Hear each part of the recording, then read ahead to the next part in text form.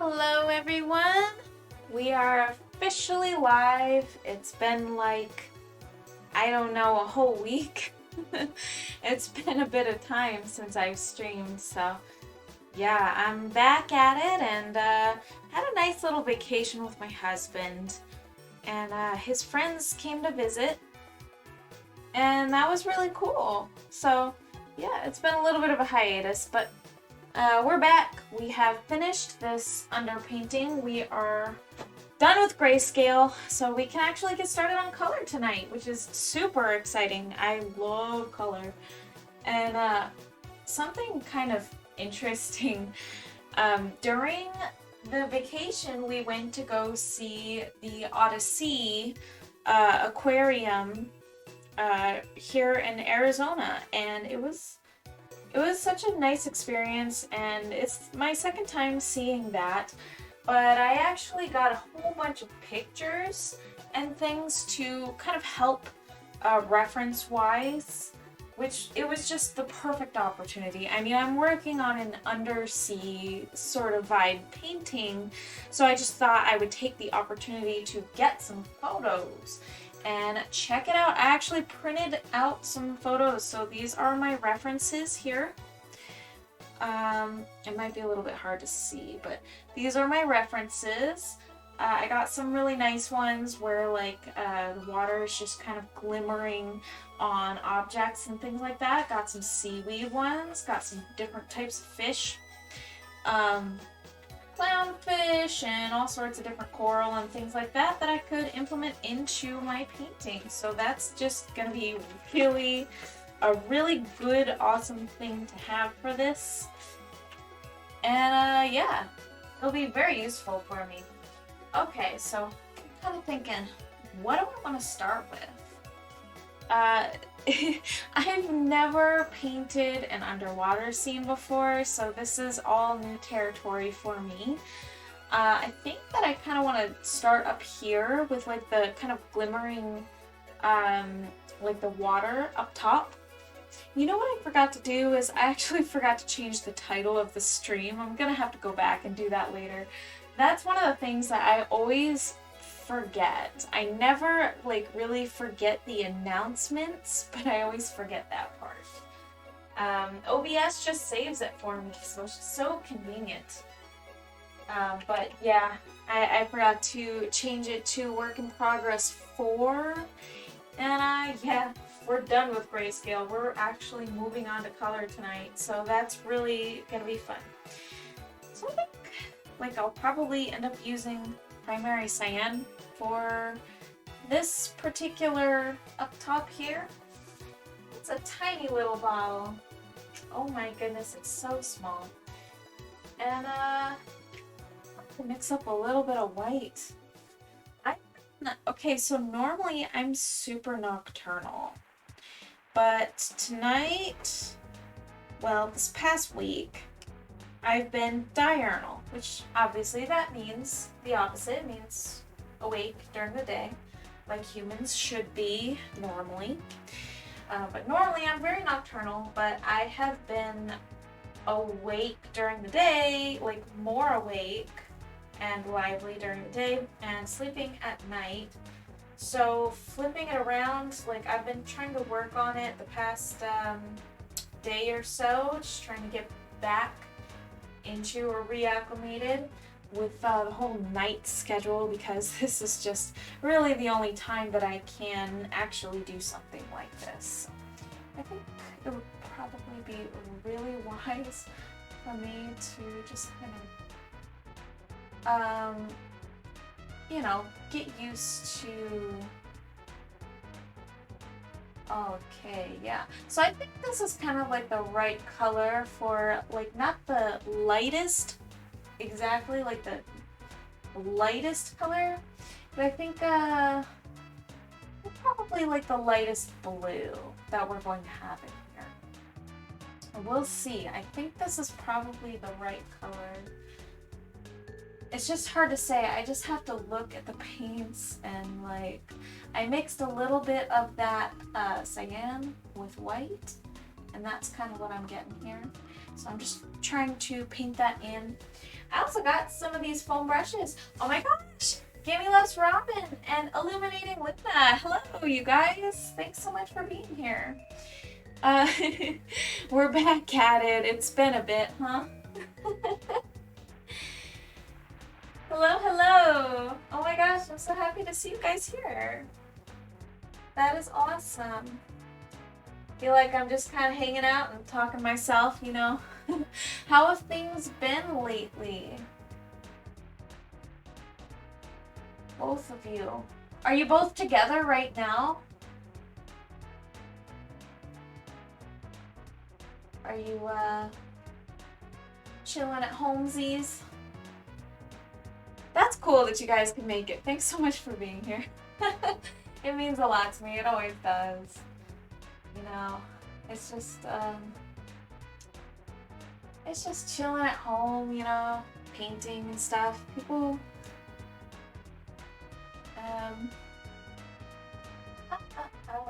Red Dead Redemption. Ooh.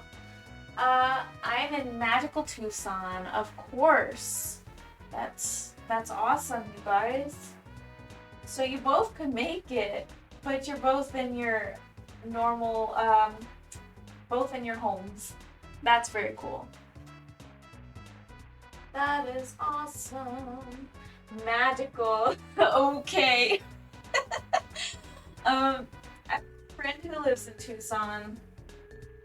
He is an online friend who I have been in acquaintance with for well over a decade, I know. Yeah, he's pretty cool. It's so funny. I met him on like some Pokemon forum or something. I think it's Pokeboard. He would have to tell me because I really don't remember. Wow. Okay, what if I do this? I don't know what I'm doing, you guys. Just but anyways, yeah, I think I met him on like some Pokemon forum like a decade ago. It was just so like, I don't know, whatever, you know? And then like he was talking about like he's like noticing all these like things that were just like similarities, right? Like I guess you know, his sign is Leo, and then he also went by like Leon, you know, and then I was going by like the screen name Pink Leon at the time, and then it was so weird. Playing Legend of Zelda Breath of the Wild. Ooh, are you touching up on Breath of the Wild, Aaron? Because of the second one coming out kind of soon? She's in Stinky Flagstaff. I have grown to like Tucson a little better since you've been living there. I was kind of a little bit about Tucson for a while. I think mostly because my stepsisters grew up there and I was a little bit salty that they left me in little Phoenix and I never got to see them, and like I don't know, I missed the heck out of them. They were awesome. And then also, you know, like the bars on windows thing being such a normal thing, it's like it's kind of a weird thing to be normal, you know? Like it's like kind of a telling sign that things aren't really all okay. But you know, that's just me. But anyways, nice. Nice. Alright, so it smells wonderful here, I'll have you know. Vanilla and flowers beats urine any day. Ugh. Puke. Okay, I am. It made me want to 100% the game. So I'm trying. Wow, that's awesome. That's quite the feat. If you can 100% the game, which I know you can, Aaron. Let's just make that clear. I know you can do that. But that would be quite the achievement, because that game is just so crazy. It's massive. That's a very, very large game, to say the least. so I'm just gonna try to paint in. Okay, so like the white in this paint has just kind of like removed the opacity. I probably should stop overworking that area because it's just it's not gonna work out for me if I keep doing that. The white that I mixed in, I probably should have mixed in, I didn't really need to, but I did anyways. So yeah, I got those nice reference photos at the aquarium, and they are so perfect. Like, the photos that I got are going to help me so much, because I have no idea what I'm doing. I really don't. I don't paint water normally, but this is going to be such a learning experience for me. It's just going to be so nice. Alright, I love the bars on windows. Someone has to, I guess. Exactly. 98 out of 120 shrines. Wow. You'll be there in no time. Oh my goodness. Erin, you will be there in no time at all. Like, dude, you got this. That's awesome. I'm thinking about going back just because, like, you know, the new game is set to release, and it's just going to be like a nice refresher because it's been so long. And I was kind of thinking about it too while I was playing Monster Hunter, which, by the way, I haven't gotten very far in yet. I'm still working toward that.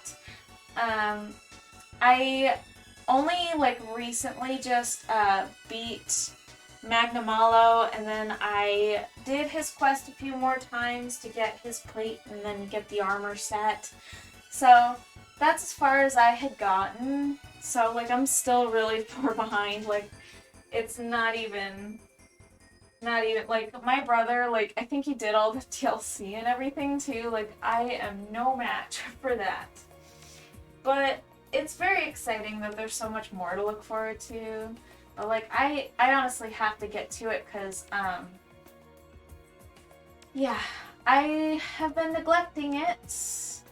Not because I want to, but because I've been doing other things. My husband's friends came all the way from Pennsylvania to visit us, and I've been pretty preoccupied with that. It's been really, really fun. Just kind of chilling, you know, maxing, relaxing, really. And, yeah, Gammy Loves Robin, she watched my daughter for me, which was awesome. We had a really good time. We honestly just chilled. That was pretty much it. It was so laid back. And we went to Harris Auction, and it's the place that I used to work at. I used to beverage serve at the casino, like on the casino floor. But we actually just went there to stay at the hotel, and they have this beautiful pool. Oh my gosh, and like they got this whole like pool bar set up. I mean, we just chilled. Like, I mean, we just got really sunburnt. We sat there, we went in the water a bit.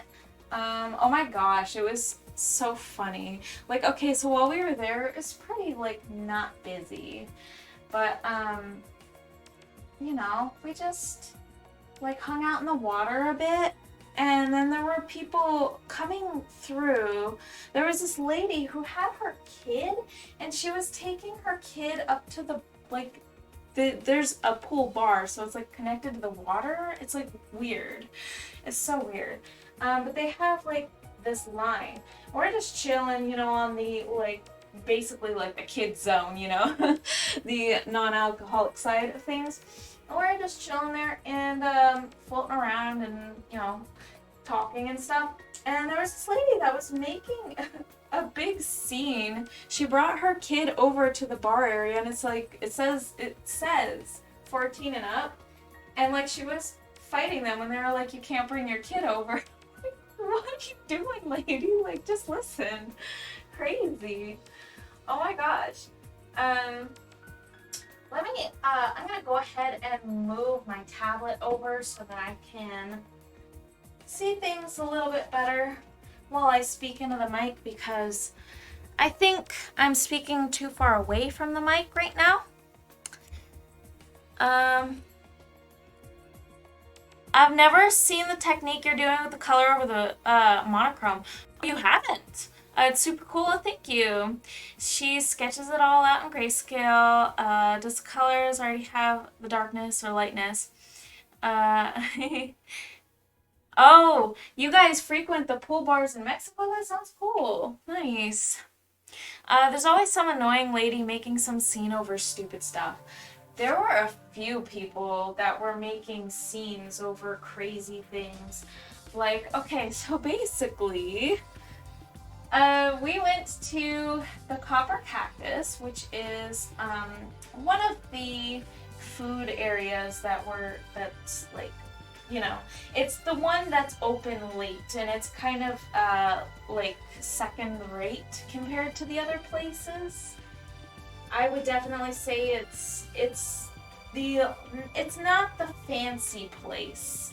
It's the place that's just open, and like that's just where you have to eat because it's the only place that's open in the casino.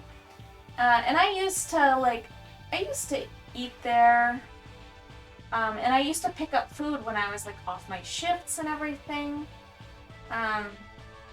For my, at the time, fiance, I guess you would say like boyfriend, but we're, you know. But anyways,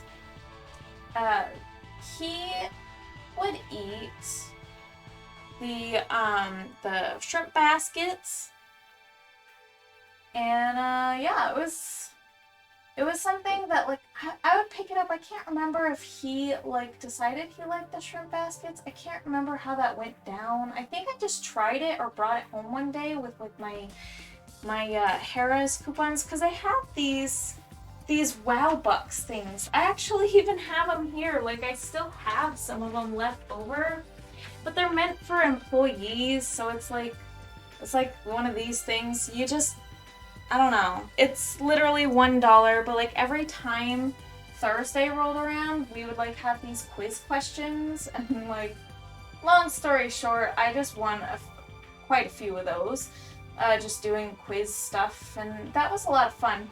But that also meant that I could spend it anywhere on the property, which meant I would just go right next door to Copper Cactus, which was the only place that was open when I was off work. So I would go pick us up some like pizza, or I would pick us up some like fried shrimp baskets, and those were the things that were just our go-to. Oh, and I would get myself nachos. Oh my gosh, I can't believe how many times I've been there when I really think about it. But yeah, it was delicious. The food was so good to me because I was just so hungry, and I was also pregnant at the time. Yeah. So it was like, I don't know. What was I saying? Oh yeah, Copper Cactus is just kind of like, it's the second rate place on the property. We went there though, and I just remember when I would go there, like normally the staff was miserable. They didn't like being there. It was very sad. I didn't recognize any faces there. They always, like, they have such a high turnover rate because it's just, I feel like they don't pay their people enough. Yeah, it was not good. So anyways, we went there and the food tasted great and everything like that, but there was this crazy dude, right? And he was just like, he picked up his food, and then he flipped off the wait staff, or he flipped off the staff that handed off the food or whatever. I guess it's not really wait staff because you just pick it up at the counter. Anyways, he flipped them off, and then he said, I'm going to do the family friendly version of it, but he said, "Eat my butt, B." Like, he was just like mad, and he yelled at them, and then the lady clapped back, and she was like, "Right back at you, buddy!" Like, it was nuts, dude, right in front of us. It was just, what the heck, you know? Like, what? Um, some people just have to live in life in conflict. Yeah, it was crazy, dude. That guy was nuts. It was so awkward.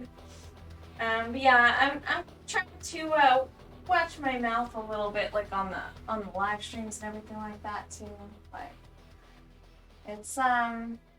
it's easier for me too, and I just kind of want to, like. I know people say that you can curse on Twitch and stuff like that, but like, I don't know. I feel like painting is kind of like a family-friendly sort of thing, and I kind of want to keep it that way. So I'm not going to, say things that wouldn't be family-friendly. Especially since I feel like I maybe once in a while might show my daughter the VODs. But sometimes she just chills out to videos, and sometimes, maybe not lately, but she used to sometimes be in the mood to watch me paint, so I just put on the VODs, which was so sweet of her. She's not so into it anymore, but that's okay. She doesn't have to be. She's so into her planets, though. Yeah, she's so sweet. There's literally crazy people at work every day. I'm sick of it. I believe you, 100%. Yeah, that's that's customer service for you, man. There's just it sucks. It sucks big time. I don't miss it. Of course, like with Etsy and everything like that, I got my share of it just through that. Even online, like, but it was nicer online to me because at least I got to deal with things like, of course I did have to rush because Etsy would time your responses and things like that. So like if you're selling on Etsy, they want you to reply like quickly. And if you don't reply quickly, then you're gonna get kind of docked on that. And it's not like upfront about it. They just kind of hurt your visibility, basically. It's like an algorithm thing, basically. If it's kind of what it is. It's not something like they say. Well, they will say it. They'll say it like on your dashboard. They'll say like you need to respond quicker to your messages, and they'll tell you, but they'll also hurt your visibility if you don't respond fast.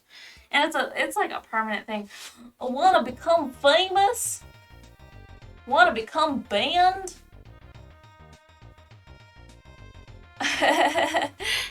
Deleted. There we go. Bye bye. I'm already famous. I'm just kidding. Not at all. But I'm having a good time, you guys.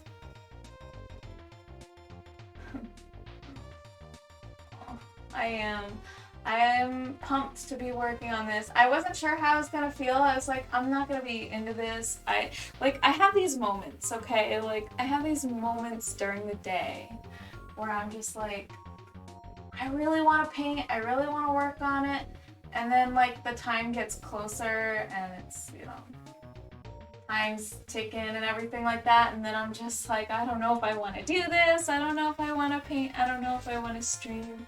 But of course, I kick myself in the butt and make myself do it anyway. But I always end up enjoying it. There are times where I'm super, super tired, but I have been getting good rest lately, so that's good. It's been important to get some sleep and some rest. And also, I'm fully vaccinated. I don't know if I said that last time or no, I don't think I streamed.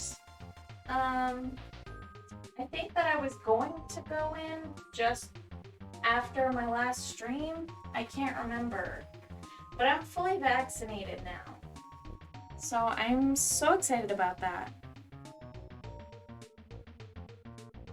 My brother had warned me that the second vaccination would be like really, really hard. He went through a really hard time. Poor thing. He had a really bad time with it. But I was fortunate. I was definitely on the lighter side of things. It was not such a difficult time for me. In fact, I had some arm pain. With the first and the second vaccination, basically, I just had some arm pain. Kind of like getting a flu shot or something. I mean, it was really nothing. And then like later on, when the regular arm pain went away, I had a little bit of like almost like a secondary arm pain that came back. And it felt like an internal burning sensation. I had it with both of the vaccines. But then that went away, and then I'm fine again. Yeah.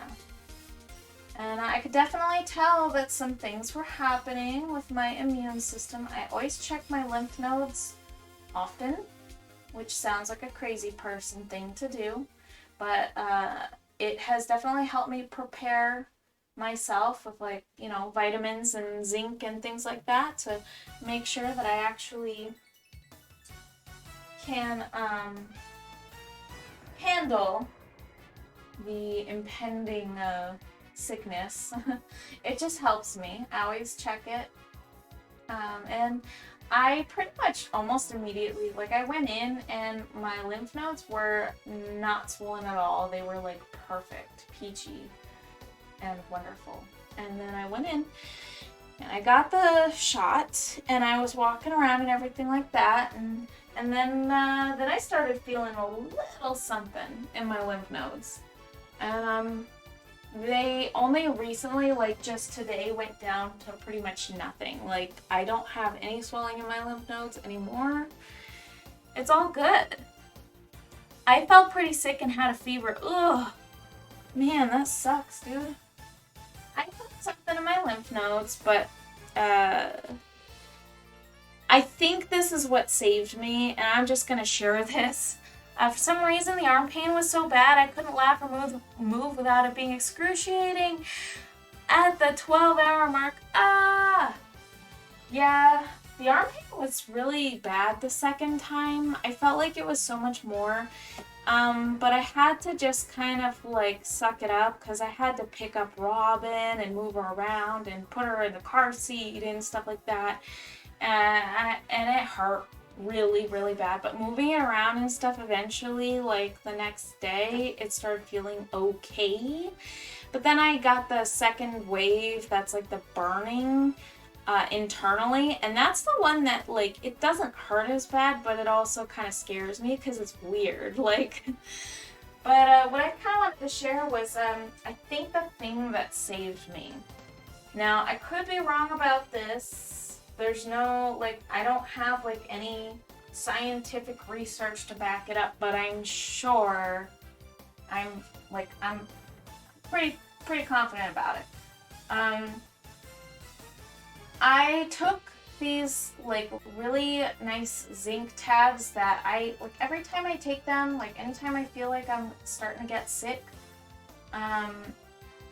it like takes care of everything, like really pretty much like any time that everybody else gets like the flu here and like has like the worst symptoms ever, I don't really get hit really much at all.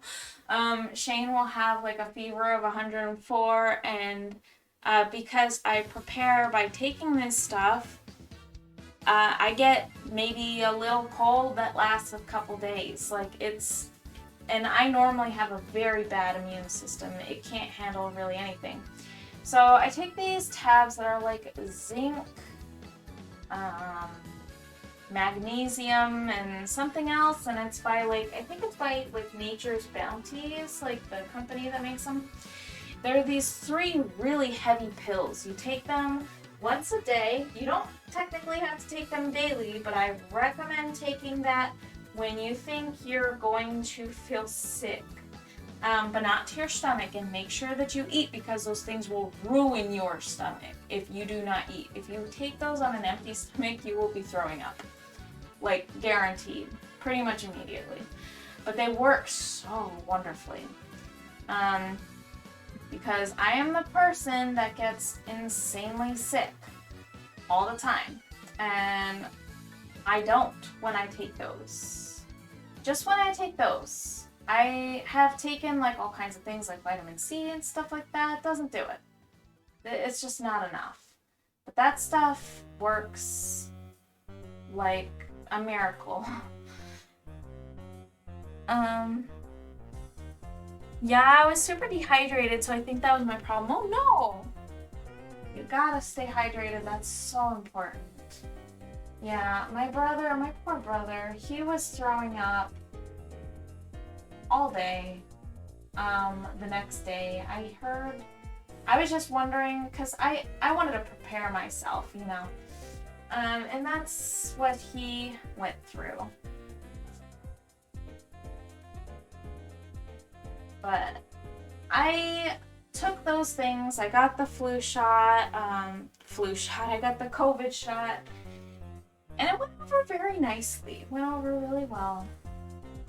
It was no sweat for me. So, but yeah, I was prepared for it, man. I was like worried. I gotta be honest. I like knew it wasn't gonna be an easy thing. So I just kind of, yeah. So I just kind of prepared for it. I took those before I went in, like in the morning. I took them before I went in, and then I took them every morning from there. And I did notice that like when the next day rolled around, like after a while, after not taking them for a while, like almost 24 hours, that's when like I would feel kind of the worst. Like I'd feel my lymph nodes swell up. But it wasn't so bad. And I think it's really important to take care of yourself just before you get that the COVID shot. I keep saying flu shot. I'm not used to saying COVID shot for some reason. Yeah. I think it's good to take care of yourself really well. Make sure that your body has everything it needs. The water is a very important thing. Something you're definitely not going to want to miss. But of course, we're talking in retrospect. But it's nice that you got that. It's very nice. I'm glad that's over with, right? Yeah, my coworker threw up 10 times at work after she got the second. Oh my god. Yeah, my brother, that sounds like what he went through. Dude, that sounds like such a horrible, horrible time. I am so happy that I did not have a reaction to it. And I really only think that's because I took that stuff. Like, I really don't think I would have had a good reaction to it otherwise. Just being completely honest, I have a very bad immune system. It's not a good one. And that stuff has saved me time and time again. Yeah, so back on the topic of the grayscale underpainting. I remember you earlier had mentioned that you hadn't seen the technique before, but I hadn't really either until I took like a color theory class. And in the color theory class, the instructor explains that if you do an underpainting, you can do like an underpainting with color, which, you know, a lot of painters do. Some painters actually do like an underpainting that's just like not even like defined shapes really. They just do like, you know, hues that are like more like gradients or something across the whole canvas that kind of reflect the cool or warm tones that they want in that particular area. So say they like do like a warm underpainting and a cool gradient up here. That's pretty common that I've seen.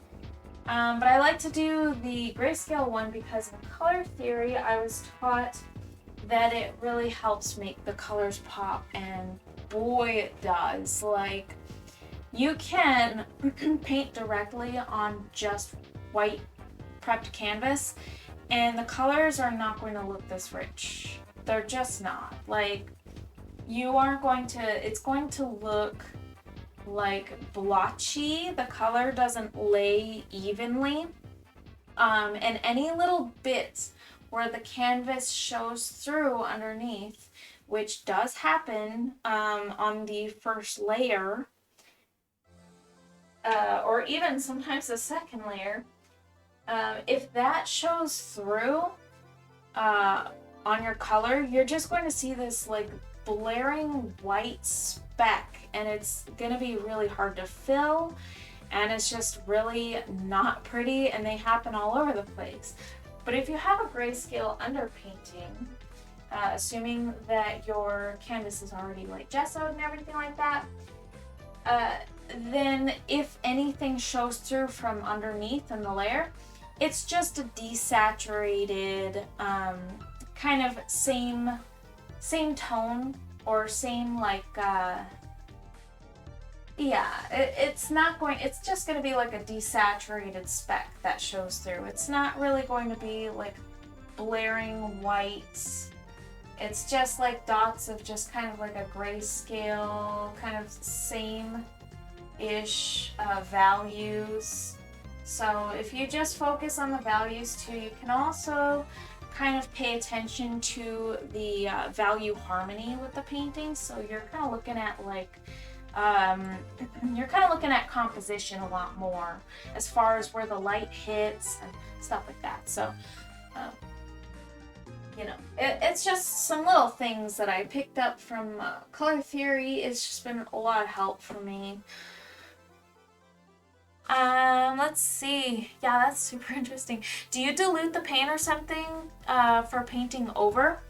Nah, there's no need. There are some paints that have fuller or lighter bodies.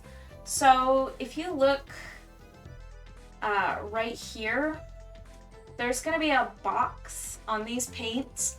I'm pretty sure this is kind of like a universal code, and I don't think it's just Amsterdam. I think it's pretty much everything else. Let me check my Windstorm New. There's going to be a box on it. Okay, here we go. This box here, it's just a square. It's empty, right? That means it's light body. That means that this paint is pretty opaque on its own. So you can pretty much lay it over stuff and you are pretty much gonna see the values underneath. So yes, you can do that with some paints, but you can't do it with all paints. This paint in particular, this one's cobalt blue, and it's known to be a very full body paint. So you see a black square. And then there's medium body, which are ones like this. So this one is just going to be like a half filled in square. It's just going to be kind of like a one triangle. One corner is black and one corner is not. It's just not filled in. And that means that it's half. So it's kind of opaque.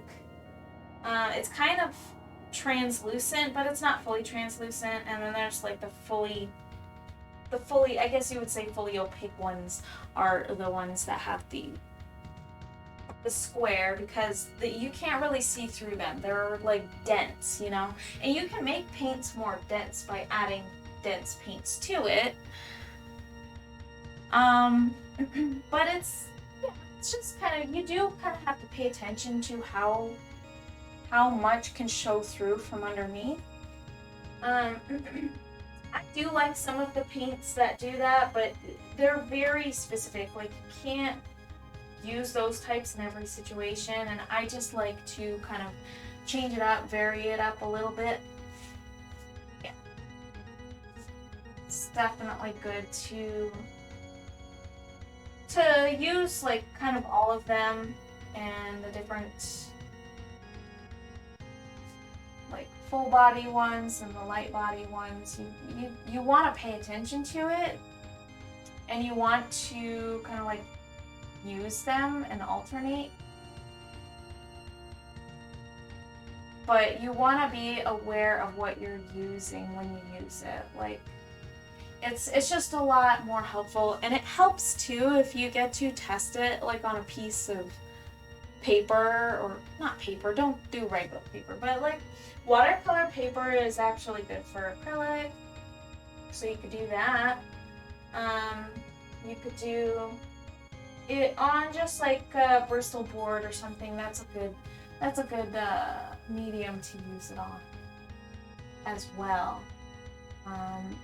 That way you can kind of just see like how thin the paint already is and how much can show from underneath, because you are going to want to utilize that tactic. It's definitely not something that, because you bring up a good point. I am painting over grayscale, but not all of the details are going to be preserved. Some of them will, though. Oh, okay. Thank you for the explanation. That makes sense. Yeah, no worries. I'm happy to help. I think it's good to alternate and everything like that. I personally like to get to know the paints before I really use them, or sometimes I'll jump in and I'll use them. But it's just really good to just get to know what they're like before really getting too crazy with them.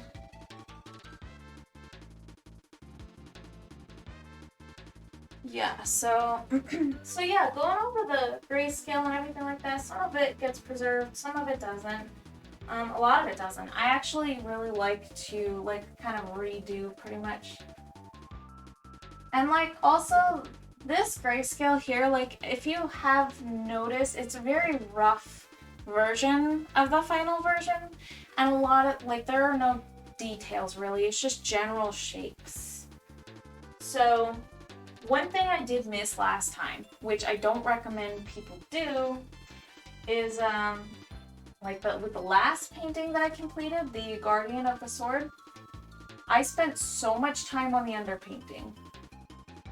So much of that time I wasted on the underpainting because I just kept going over it over and over and over, like just fixing things and moving things around and everything like that.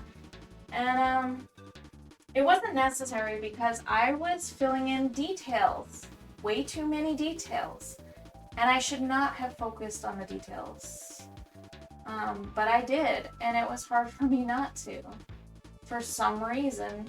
Even though with the first painting that I did on the stream, which I did like on the ground, I was able to just kind of like focus on the big picture, and I wasn't actually, I wasn't doing that. Like I wasn't focusing on the details. I really made a very basic underpainting and went right over it, which is what you're supposed to do. You don't want to linger on the underpainting for too long, because then you'll end up going over and over and over and over.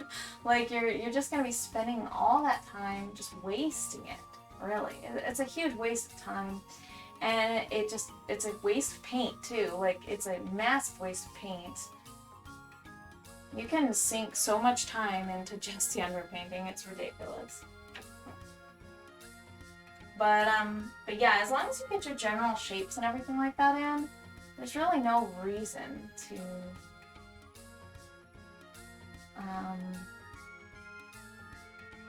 spend that kind of time.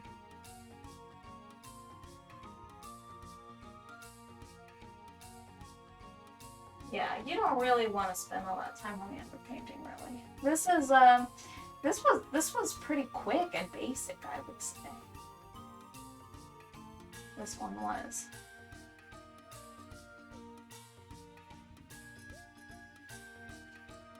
Yeah, but we're kind of like focusing in on the glimmering part of the water. And so this part's like really challenging for me because I'm just not used to painting water. But I'm enjoying it though. I kind of like the way that the brush moves and everything like that. It's just kind of enjoyable. It's very zen.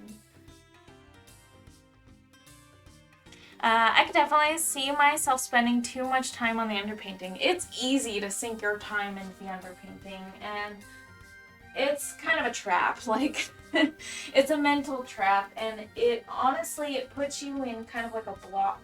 Like, you don't know how to move forward, but you really just have to get past it, and it's hard. It's hard to because you don't know if you're making the right choices, so you think you have to map everything out. And you just kind of like get that analysis paralysis, I guess they call. And honestly, I am so bad with the analysis paralysis thing. It's just, it sucks up my time. You know, I just get anxiety, and it's my life basically.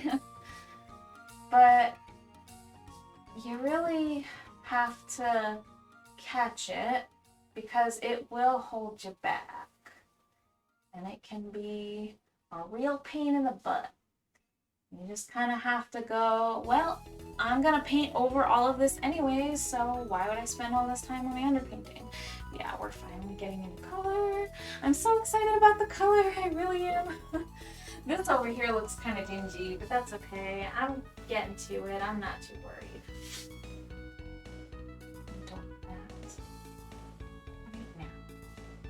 I also like to kind of use water to dilute a little bit. There is paint thinner, and I have paint thinner, but I'm not a fan of paint thinner, and I just don't really use it. Instead, I just use varying, like, different colors, and I just pay attention to whether something is like a full body or light body paint, and just kind of go based on that, add a little bit of water. There are a few times where I add paint thinner, which I know a lot of people use, and I definitely can't knock it. I have used it for like clouds on my commission painting that I did for the same friend that I just talked about. He commissioned that for his buddy, and that was really cool. But yeah, I used paint thinner for the clouds for that because I wanted to get like a really kind of realistic cloud look.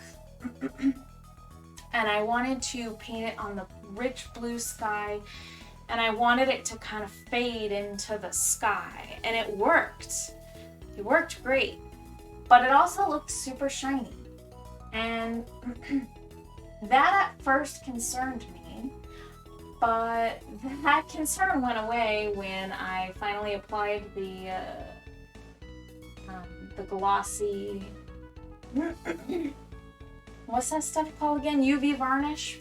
I used a glossy varnish, and then it just kind of, you know, it concealed the glossiness from the paint thinner.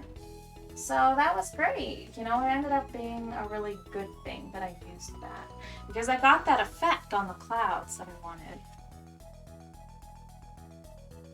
wanted. Yeah, you just have to remember you're painting over it. Exactly. Not that I paint or anything. Right, but I mean those types of, like, I guess you could say like those types of common sense things do apply. And it seems like common sense too when you take a step back and you're detached from the art, but when you're in it though, you can lose sight of those things really easily. It's pretty easy to forget while you're in it, because you get so focused in and zoomed in on what you're doing, it's hard to remember the big picture. So it's definitely something that it makes a lot of sense. It really does. But when you're in it, are you gonna remember? Like that's the way I feel anyways, you know? It's hard to remember all the little things. Everything's just subtle nuance. I'm really enjoying the blue though. I knew I would when I was looking at these paints. I bought so many different types of paints, and I originally only started with the primary set of basically just red, blue, and yellow full body paints. And that's nice and all. And I do like to just stick to my primaries, I do. Which I am going to be doing pretty much. Except the primaries that I have, like I have so many different ones. There are different sets of primaries. One of them's kind of more like printer ink primaries. That's like magenta, cyan, and this bright yellow. It's like printer ink almost. And those are the ones that are like super light body paints. They're very, it's like the one that I'm using right now. I'm using cyan. So I'm using cyan. I'm also using ultramarine right now. But yeah, I'm just using very light body paints right now. The cyan is so much more light body than the ultramarine, but you add a little bit of white to it and then it makes it a little fuller. And then you can kind of put it in these sections here. But I was so excited to dip into these paints because I've had these for so long. And honestly, I like mistakenly got set. The one that's like printer ink. I was like, how am I gonna use this? I was like, what am I gonna do with magenta and yellow and cyan? But you know, I actually started using them in my Twilight Dragon painting and for the sky, and I learned how to use it. I learned how to apply those particular paints and how to kind of move between the different sets. This cyan ended up being the perfect color for like the sky of the and the water of the one painting, the one commission that I did of Ludwig and Fuchsia. Yeah, that one ended up being what I used it for ultimately, and to kind of understand what it would look like and how I'm supposed to use it, because it was not an easy concept for me to pick up, but I did a little bit of experimentation and that really helped. It did. That's super necessary. My brother's starting, he started his new job today, which is really exciting. He's probably really wiped out, so I don't imagine he'll make it or anything like that, which is fully understandable. But I think I'll catch up with him probably tomorrow night, because we decided that we would play Monster Hunter together, which is so much fun. I'm so excited about that. I am very excited about it because I got to play a little bit of Monster Hunter like last night and just kind of off and on here and there. It's been really fun playing that game. But right now, I think I'm trying to get Nargacuga Marrow, I think. So that means I have to fight the same Nargacuga over and over and over, do the same quest a million times until I finally get it. Which, You would think it wouldn't take that long, but this one is really stringing me along for some reason.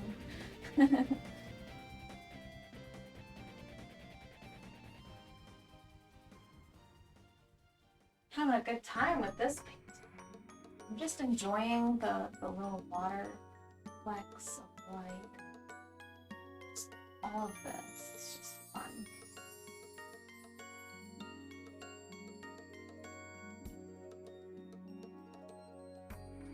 Yep. Oh my gosh, so there was a little family of quails. There was a little family of quails in our yard today, and it was so cute. And like they had their little fledglings. They were just little babies. They were tiny. They looked like little chicks. They were so small, and they were following their parents around. It was so cute. I think Shane got a video. I didn't have my phone on me, but we were out in the backyard, and they were you know, doing their thing, and it was super cute.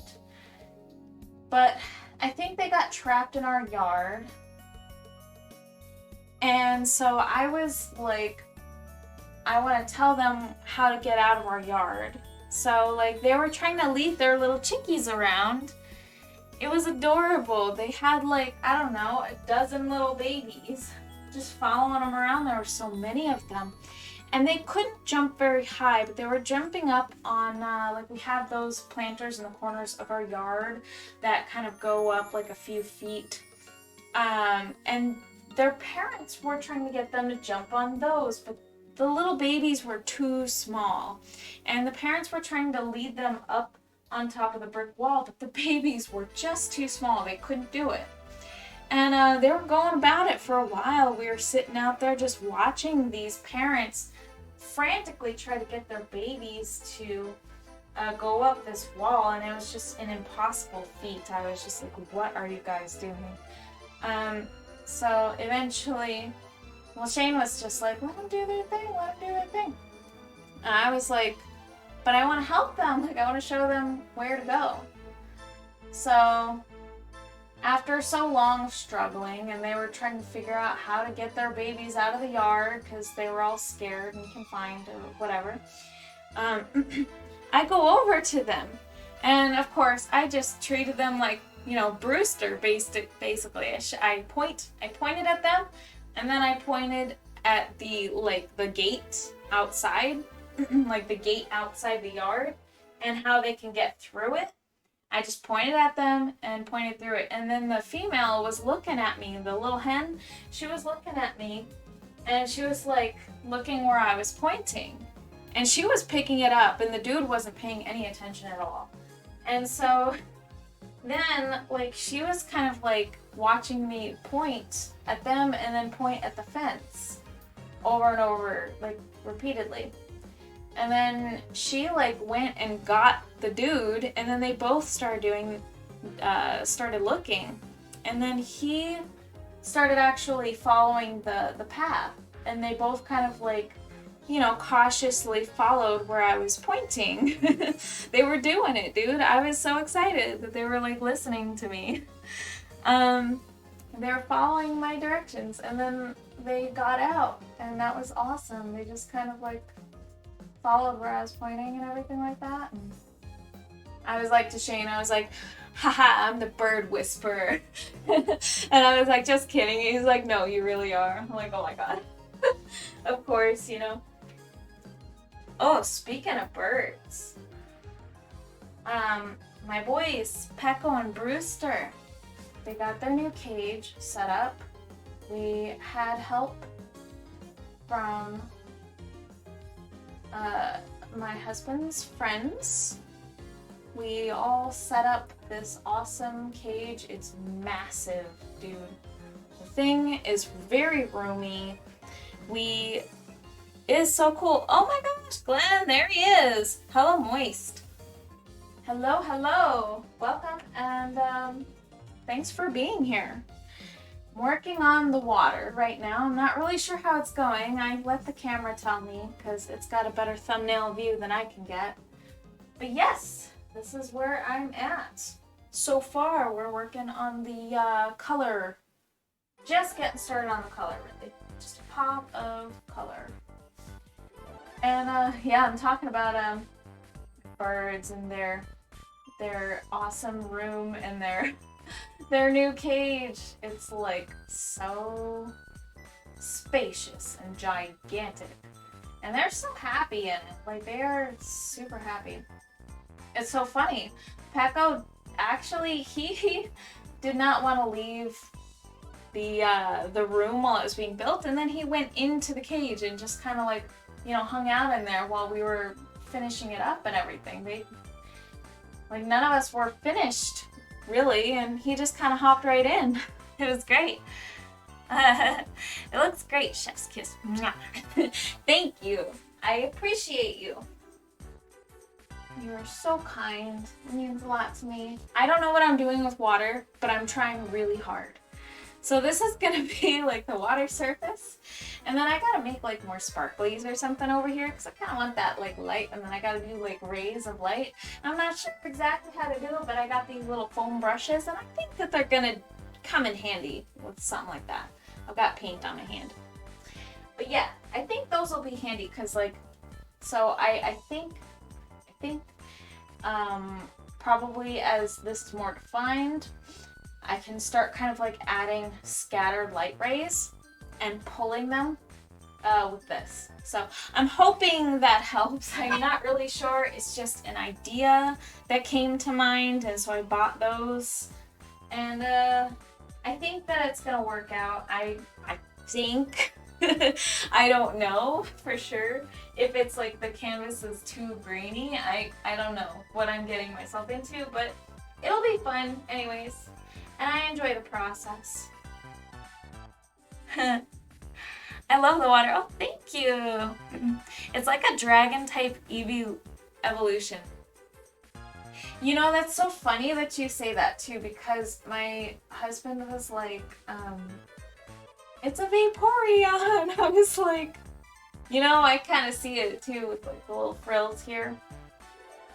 So it kind of makes sense. Oh, and the long tail too. It kind of does have a lot of, you know, similarities. But being like a water thing makes sense. And the evolution, the dragon type evolution, that would be a cool evolution. I would love to see a dragon type evolution. They keep stringing us along. They'll never do it. Fairies only. Which kind of sucks, but I do like Sylveon though. Sylveon's cute. But my dragon types are where it's at. So I'm gonna kind of like get some more defined shapes in here.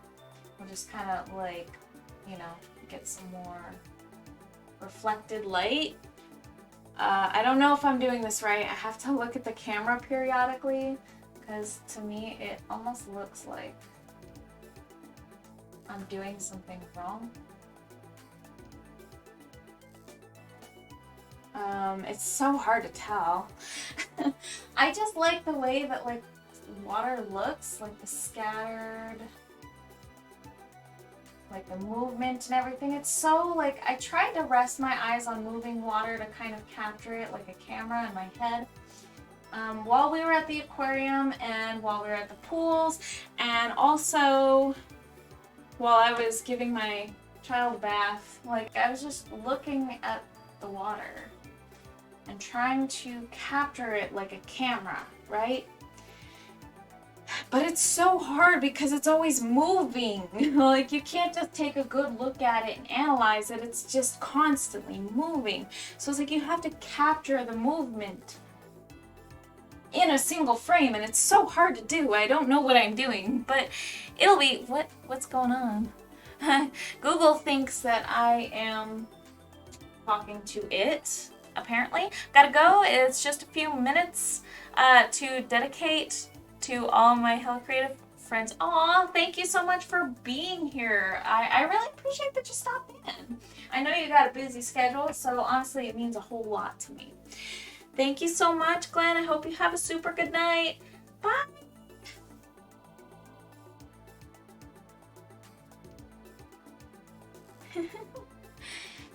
Yep. It's so, like, I'm so not, like, I have to be dialed in. And I look at the water as it's moving. And it's just so hard to capture. My little pea brain tries. I think it's all good though. Scissor! Yay! My daughter's obsessed with scissor. I should show her this part of the live stream and she would be like, it's a scissor! She's so cute. Oh my god, I can only imagine right now.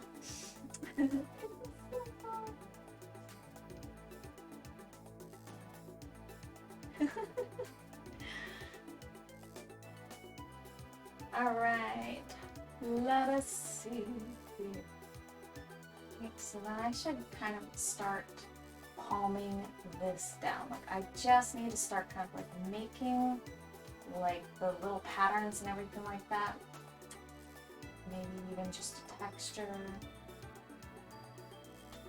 Maybe even just not paint in just color right now, because I think at this point it should start kind of fading. So how should I start fading though? I think that the color needs to be a little tiny bit more green. So if I mix up cyan, just a tiny bit. Favorite Pokemans. Yeah. Yeah, boy. Yeah, it's a good choice. She has good taste. I tell her that all the time. I tell other people that too. I just remind people that she has good taste. Well, I hope you have a super good night. Sorry for keeping you.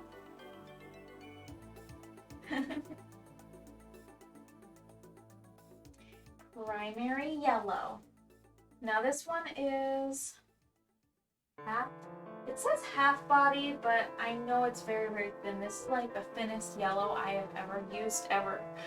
So I'm not really sure what they're saying by half body, because it's definitely not. It is like pretty much a light body paint. It's like the lightest paint. The lightest yellow. I just use a tiny dab of that. Grab some of that cyan.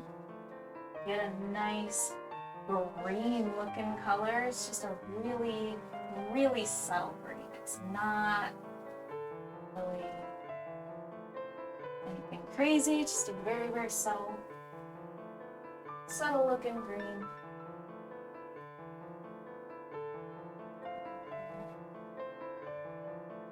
Okay. And that went really fast. So I need to mix up a pretty decent sized batch of it. There we go. That's what I'm talking about. There we go. This is like a little bit more green. Probably a little bit too green. If I add some white to that, I think that'll melt a little bit.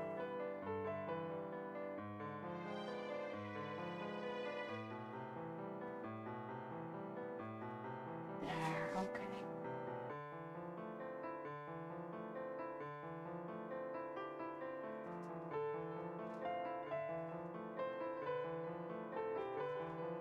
Going in circles. Okie dokes. If I pick this up with this. Oh my god, that's too much water. What am I doing? Oh, it's starting to work a little bit now, I think.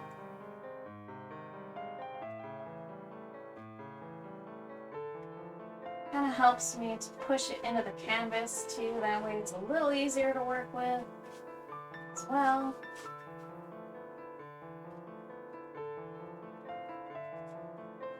Just give it a nice color. Yeah. There we go. Just keep that up. I think I'm going to need more paint though. Let's go ahead and lay it down. I have an endless supply of paint pretty much, so I'm not actually worried about running low. I just have to keep putting down more because I only put down a little bit at a time because I don't like being wasteful. And paint is easy to waste. It's too easy to waste. Let's go ahead and... okay, I think that's a little bit better. So we've got like this really cool green in here. Really blue green.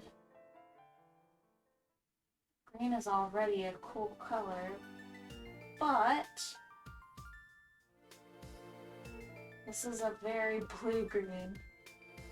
It's like a cyan mixed with yellow. I'm gonna kind of fade this a little bit. We're just gonna kind of fade that in. Right? Fade that in a little bit. Try and get this into the canvas as well. Yep, there we go. Very cool. So let's see. Oh goodness, I brought out the black light the other day. And I had to show my husband's buddies before they went back to Pennsylvania the scorpions. So I finally took a look at the scorpions in our yard. As they do, they just kind of hang out in our yard. And yeah, there were a few of them. There were a couple big ones that were hanging out in the yard, which was cool. I just know that when it heats up, they're gonna be everywhere. Our scorpion situation is quite the there are a lot of scorpions here, like seriously. And what reminded me of that was a little tapping sound I heard in here in the workshop. Now, I don't think it's a scorpion, but they really love my workshop, and I'm not sure how they always get in, but they always get in. So I kind of think that to kind of like get in here and lighten this up, I think I have to use like white paint to lighten it up a little bit. Okay. Let's just not, I don't know. Yeah. We're just gonna keep layering in white paint, I guess. I'm not really sure why it's so dark. I think it's just really dark because my underpainting there was just very dark. Okay. But I do want to kind of lighten that up a bit and also kind of add a little more pop of color. Pop of color there.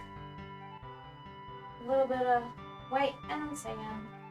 Yes, they love my workshop and they come here often. Those little scorpions. And I found so many of them in here. It's ridiculous. It's seriously ridiculous.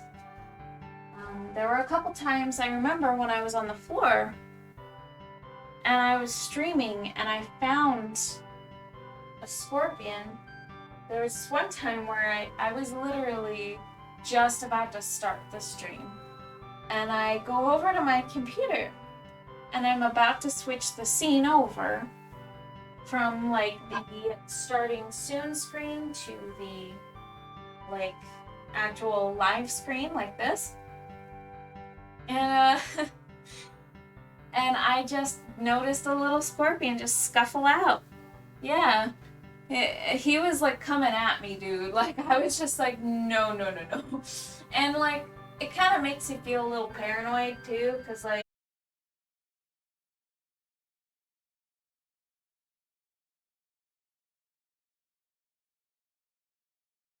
just about to get moving on things, and then I had a surprise visitor, so that was pretty freaky. I like scorpions, but not that much. And then there was another time I remember where I was just kind of like working on a commission, I was working on Aaron's commission, the Marina one. And I was sitting at my computer in here and I was working on it, and I felt something cold and heavy like crawl onto my foot, and I didn't move. Like I knew that there was a possibility that it could be a scorpion, and so I didn't move. I looked down so I could evaluate the situation. So I looked down, and it was a huge scorpion. It was the biggest one I had ever seen. Here. It is definitely the biggest one I had ever seen here. And it was kind of terrifying. So what I did was I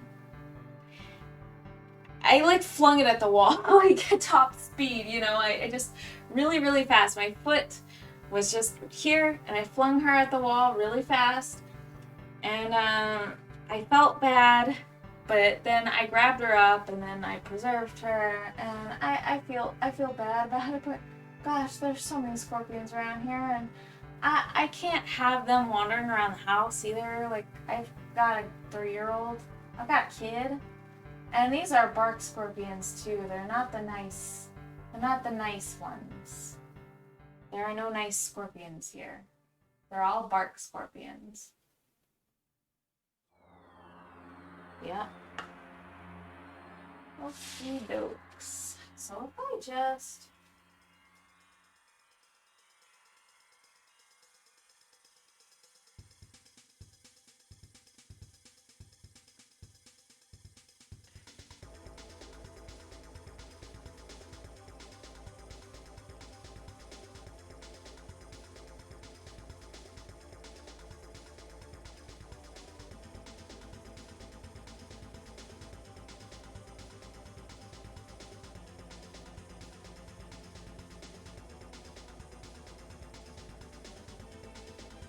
Wow, I'm really quiet, guys. I'm sorry.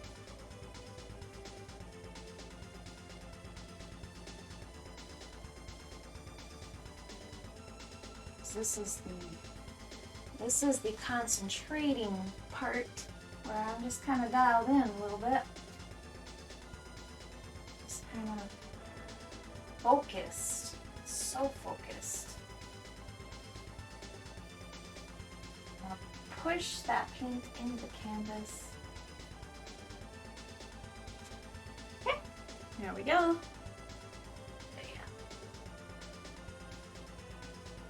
Yeah, that was quite the situation. All of those little scorpions. Found one in the dishwasher, found them in the bathrooms multiple times. Found them under the sink a few times. We're quiet too, no worries. Well, that's good. Yeah, we're all just kind of chilling. We're all just kind of chilling here. Yeah, I was just like... There's so many of them that we find here. Find them in here. I found probably like... I want to say like 6 or 7 of them just in this room altogether since we started living here. And that's lots of fun. Just kidding.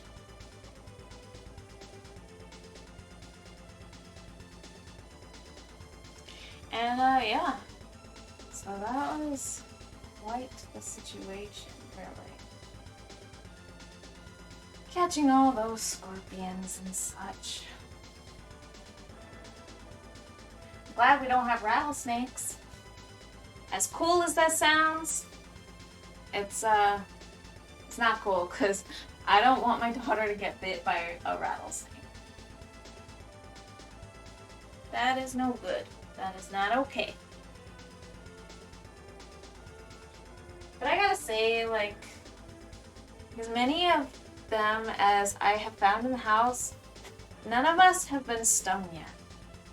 I know, and I have heard that they're like a docile They're mostly docile, and they don't really, you know, they don't really come after you if they feel like they don't really need to, and even then they're usually kind of hiding away, so they don't really want to, they don't really want to mess with humans. They just kind of do their thing. But honestly, I have seen them come after us. Like, they would notice us well after I have noticed them, and then, like, you know, there was one in this workshop that was underneath, I kind of had like a multi-shelving unit sort of thing, and underneath it there was this little guy hiding, and I was like, oh my gosh, he's hiding underneath there, so I have to like get him out of there. So this is hilarious. A little Pikachu plush that I ended up giving to my daughter. A little Pikachu plush that was sitting on top of the shelf fell down right next to the shelves. And Scorpion came running out and started stinging the heck out of the little plush. That little Pikachu plush that Gammy Loves Robin has definitely seen a million times. The one she calls Munch Pikachu. That's the one that took a few scorpion stings. But it lured him out and I ended up catching him.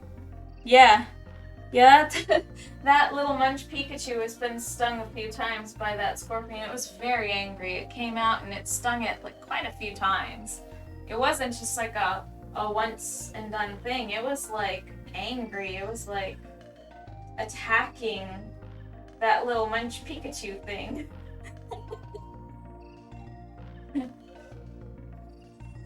Yeah, that little plush has been through a lot. My gosh. That was before I gave it to Robin even. Just, she saw it and she was just like, she just fell in love with it, you know? She wanted it to be hers.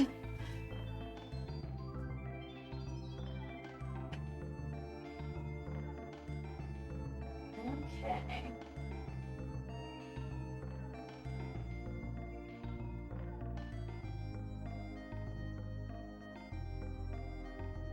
Here we go. Yeah, it's pretty hilarious though, honestly.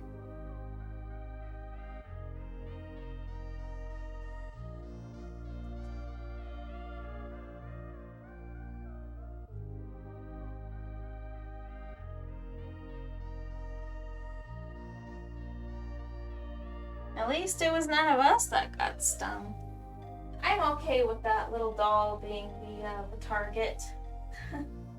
That thing actually came from my brother. That was his when he was little, and then he gave it to me when he got older. And then I had it, and then I passed it on to Robin after it's been stung a few times. My scorpions.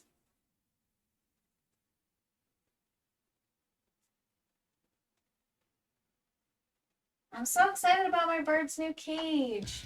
Oh my gosh, you guys will have to see it because it is so awesome. Everything is so contained now. It looks nice. The birds are really happy in it. It's so much more manageable. You just go in if you want to clean it. It's a walk-in cage. I mean, this cage is huge. It's like a almost $400 cage. It was a very, very big purchase, but definitely worth it to give my birds some room. And also, you see, my daughter, she opens up the back door a lot, and it makes me very nervous. And I feel like the birds will fly out, you know, in due time. It'll happen eventually. Because they're free roaming, you know. But They haven't, and they definitely could have many, many times, but really express no desire to go outside, especially after Pecco has been lost and Brewster just kind of follows what Pecco does. But, yeah, my gosh, my birds have such a nice cage now. It's really nice.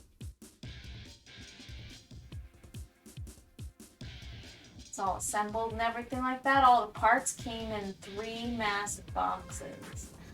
It is a very large cage. Worth every penny. They love that thing. They stay in it. They're safe. Hello, I got a new PC, so I'm watching you so different now. Ooh, hi Dorothy, how you doing? So you got a new PC. How is that? My husband recently got his own new PC and he loves that thing. That sounds amazing. You gotta treat yourself once in a while, you know, it's necessary. Totally necessary. That's awesome. New PC, feeling different. So you got a new monitor and everything too? Now tell me, do you do dual monitors ever? It's been great. My brother built it for me. Ooh, he builds computers. That is so cool. I think my dad can build computers. I haven't seen him do it since I was a tiny child though, and I don't know if he still does that anymore because things have changed so much technology-wise. He may or may not really be doing that anymore. I'm not really sure, but that's awesome. I always hear from people who can build PCs, it's not that hard. You just have to do this and this and that. And I'm just like, my head is swirling already. Like I can't wrap my head around it. I don't know how to connect the parts. I don't know what to do. I can take that technology apart, reassemble it. I fixed controllers and things like that, but a PC, building a PC seems just too complicated to me. I don't know. I don't know anything. You could try to teach me. I'll never learn it. I tried. I have. I remember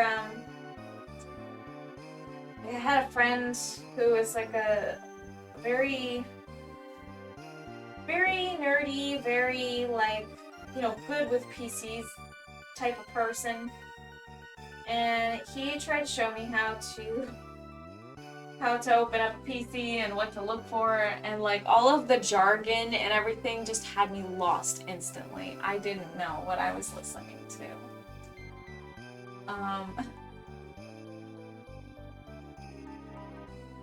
It was wild. But I'm so happy that you got a PC. That sounds amazing.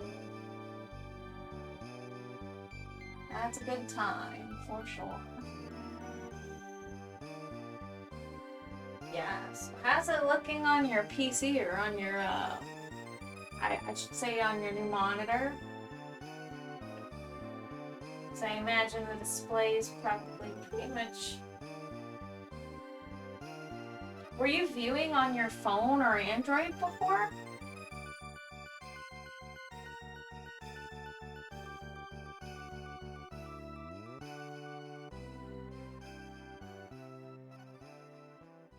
Yeah. Right now I'm just filling in the color, adding some ultramarine. I'm gonna need ultramarine. Oh my gosh, aquatic ambience is perfect for this painting in particular.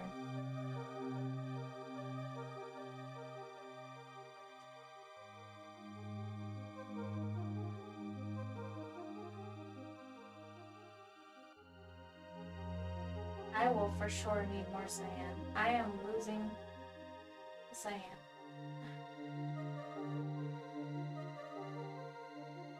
Alright, got it. Okay, so I think I kind of like the kind of like lightness over here. Just gonna kind of... See, I've got that cat tongue brush again, the thing that I did the entire underpainting with. And it serves me well for getting the, just kind of covering the canvas in very controlled brush strokes. That's really helping a lot. And the fish and everything like that are gonna get kind of buried underneath the paint again, but that's okay. Yeah, I would watch on my phone or occasionally on my Fire Stick. What's a Fire Stick? Fire Stick.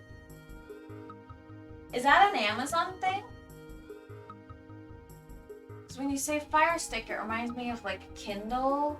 So I'm just wondering if that's like a series from Amazon. Fire Stick.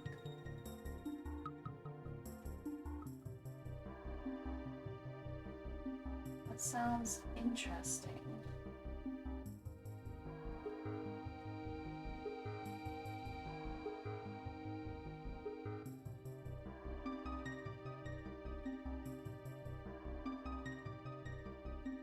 Yes. Go. Just have to keep peeking and checking the camera and see how it looks, because of the way that the light glares where I'm sitting, I can't actually see the color all too well, but the camera perfectly captures it, but I can't see it as well, so I have to rely on the camera to tell me what it looks like. Yep, it's a streaming thing. You can connect your Amazon, but also get all your streaming apps on it. Oh my gosh, that sounds so cool. Fire Stick. Streaming thing. That was neat. I didn't know that they made devices specifically for streaming. It makes so much sense though, because Amazon bought Twitch, so Amazon owns Twitch, and so they would make stuff like that to support Twitch. And that makes sense. That makes all the sense.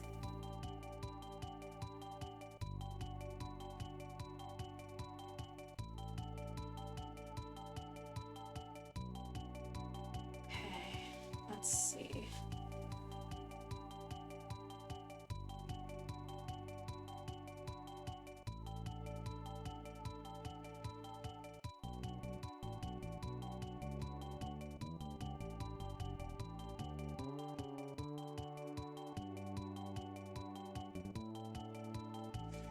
Okay, so that's kind of got some movement in it. You can kind of see how the water moves and everything like that. Just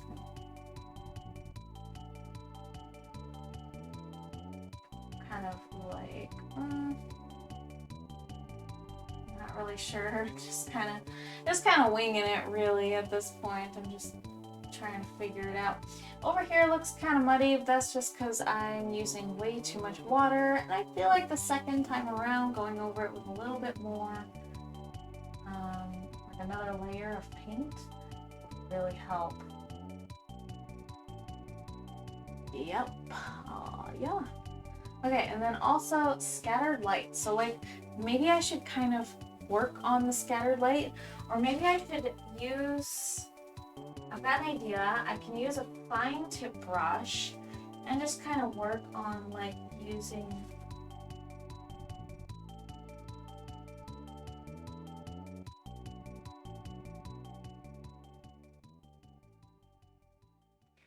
if I use like this really fine brush, I can work the details.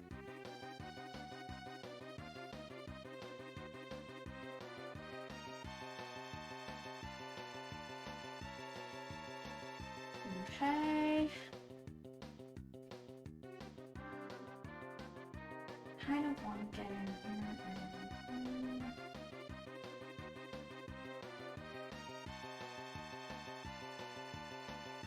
get in there and make some like weird little H.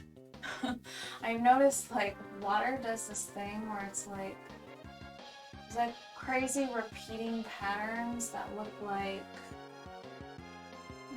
H's and ladders and things like that. It's hard to explain, but it's just very abstract when it's just kind of rippling like on the surface.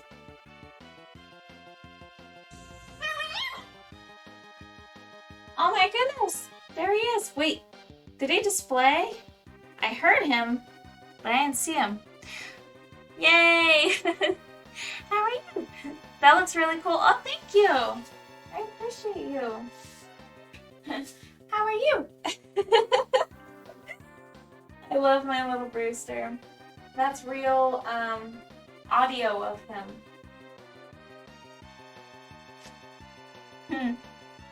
I heard him, but I didn't see him. Okay, let's see what's going on then. I'm glad you told me, because I had it set up and it was working. Now let's try it. How are you? I'm gonna go like this. We're gonna do a test. And then I'm gonna go allow command, save, save. I wish I could just test it. All right, let's try it now. I'm going to don't redeem any more points. Do you want me to try Pecco? So Pecco was the one that I tested before I got started, so I assume that that one's working. Let me try Brewster's, and then I'll try. I think that is just the service that I'm using. How are you? Let's try it now. Now this is how are you? Well, see, that's not working now. That in particular isn't. But I do have infinite points. I should be able to redeem. Let's see. Let's see here. I might be able to do this way. Let's try it over here, I guess. If I can get this to work. I love the technical difficulties. Alright, here we go. Redeem. Do it. You can do it. Okay, why is it not showing? Okay, let me try Pecco's. That's so silly. Why?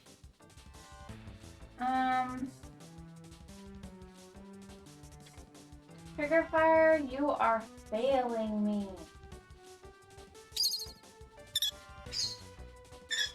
Oh my gosh, why isn't it showing them? You're killing me. Trigger Fire, come on. Alright, here's what I'm gonna do. I'm going to reload, I guess. I'm not really sure. Like, I have it linked up, but it's just being weird. It was working before the stream, too. I wonder if it's their servers.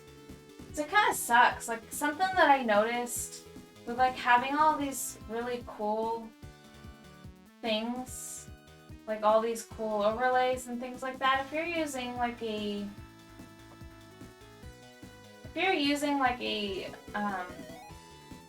third-party service to do these things, there's a chance that it's just not gonna work. Yeah, oh my gosh, I think it's their servers. Okay, so it's connected and everything like that. It's saying, let me try reloading. I mean, that's possible that it could help. Trigger Fire. Refresh. I'm gonna refresh it again. Okay, now let's try it again.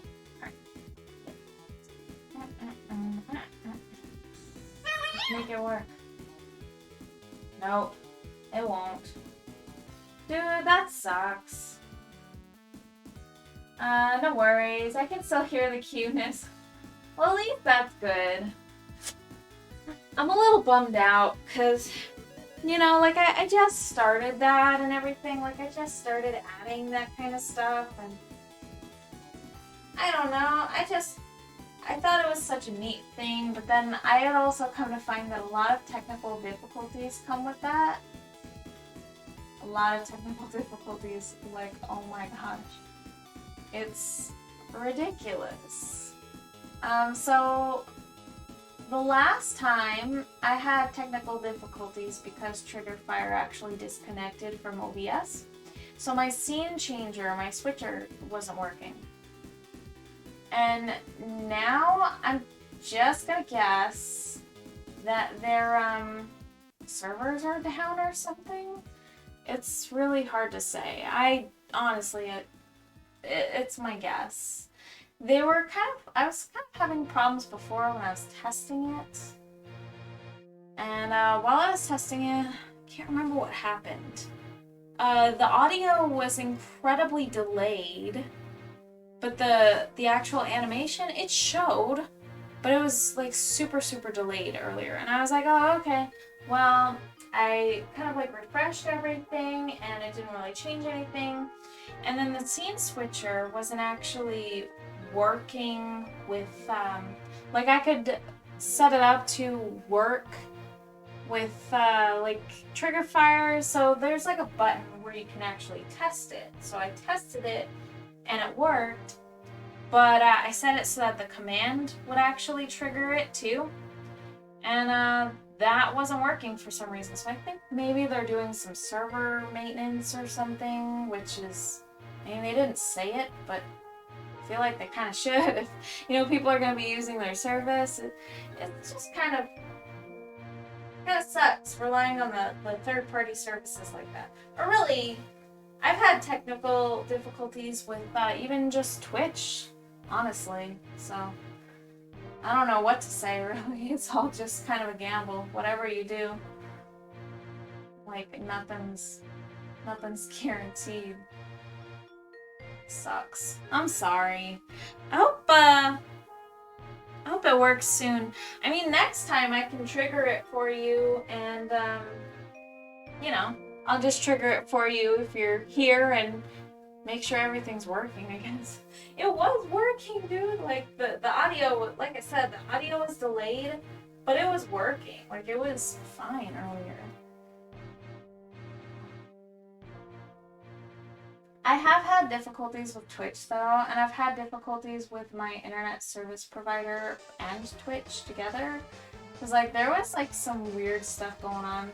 I remember when I started streaming, there was this, like, time where like for some reason everybody in my area with CenturyLink, everybody like particularly in like Maricopa and Phoenix with CenturyLink couldn't stream on Twitch.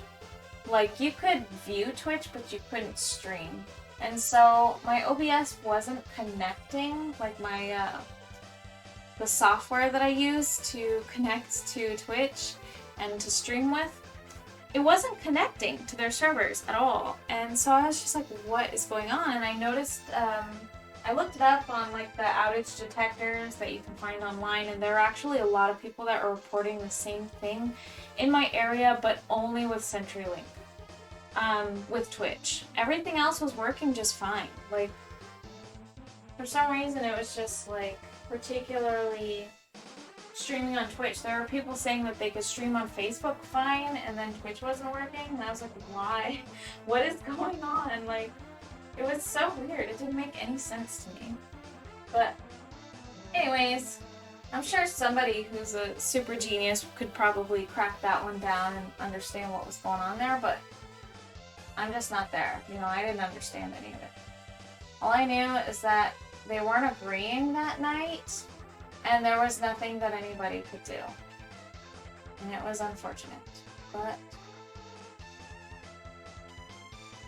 it was fine. I think it was like the first night that I skipped out on streaming because I literally couldn't. I sat there and I tried to.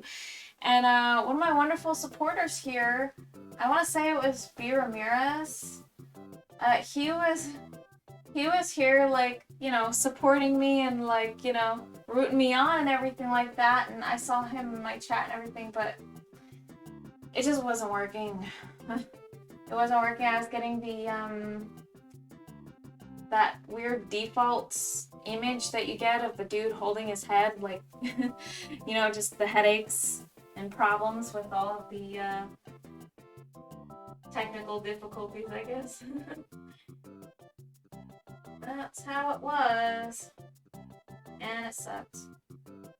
Right, so I think I'm gonna try something. This is gonna be very daring. But we're gonna start small, okay? We're gonna start pretty small. I'm gonna do this mixed with a little bit of cyan. I need more cyan. I'm actually out on my palette. But I'll get more. No sweat at all. I have like gallons. Not gallons, but it sure seems like it. I've got multiple bottles of this stuff. So I better use it. Okay, so let's just kind of, we're going to pick a spot where light rays are going to kind of scatter. Right. And I wonder if like kind of wetting the brush will possibly help. Right. So maybe if I like put the white onto here and then I'm just like,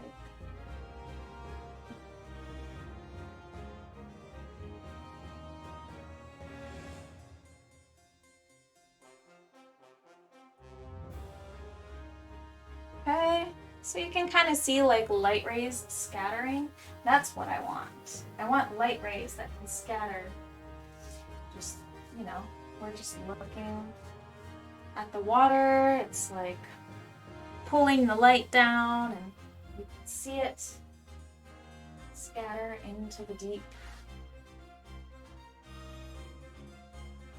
And they should be kind of going in different directions. I need a little more water on my brush so I can make it smooth. That one's like a really, really thick line.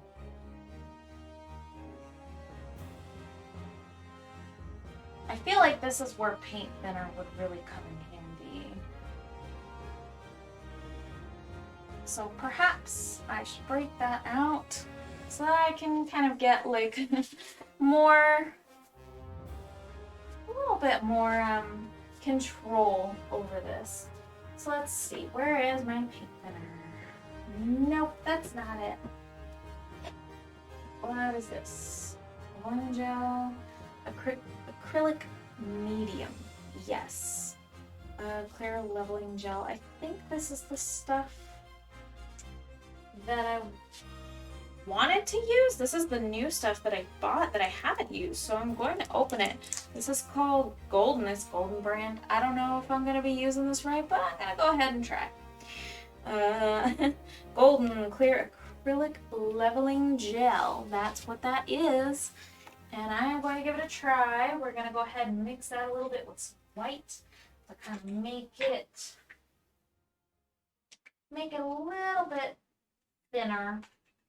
It's not necessarily paint thinner. This stuff is acrylic medium though, and so I can probably use this. So 100% acrylic medium for extending colors, increasing gloss and translucent, changing. Yes, this is what this is for. Okay, rest assured, I know what I'm doing. No, just kidding. I don't know what I'm doing.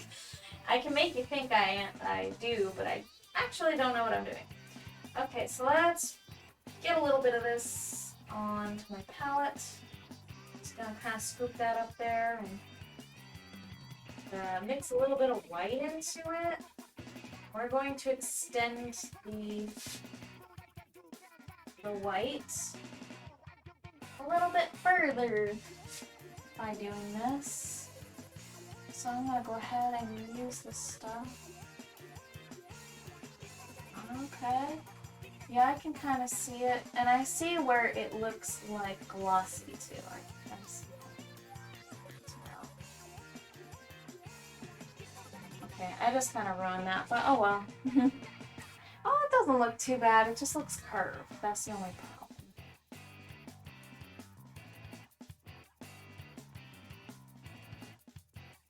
It's just difficult to really see. So I've got like this angled perception.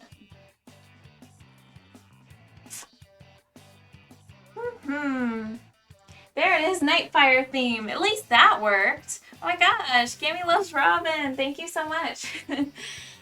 That's awesome. I like the Nightfire theme quite a bit. It's so funny, I looked over and I hadn't even noticed. It took me a second. I looked at the chat, that's how I figured it out. I'm just kind of off in space, you know? Just excited to be painting, honestly. That's where I'm at. Excited to be trying this out.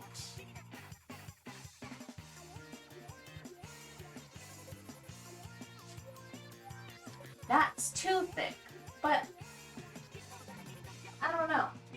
Maybe there's something I can do about that. No. You know what's sad is I don't have shop towels in here. I'm not prepared. I'm very ill prepared today. I have this old shop towel. Oh, this thing's disgusting. It's got so much paint on it. You know what? I've got a little section here where I can just... It would be so much better if I... It would be so much better if I just brought in a nice shop towel, you guys. I think that I'll be right back, actually. Just with a new shop towel. I'm not sure if I'll be able to find one. I think they're actually... No, I was gonna say they're in my room or my husband, where my husband's actually sleeping, but I actually think that that's not true. I'm pretty sure I can actually access one right now. I'm just gonna go check.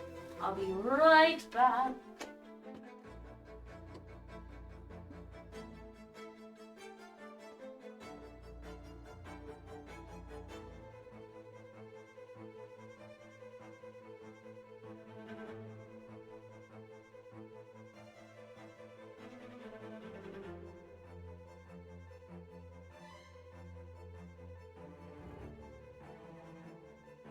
Okay.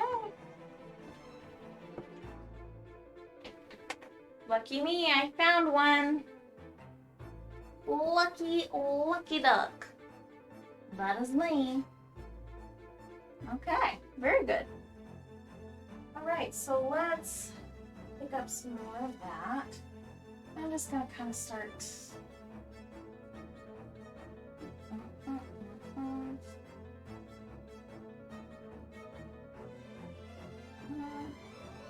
I go on the short side and I pull it down very quickly. Just kind of light rays galore.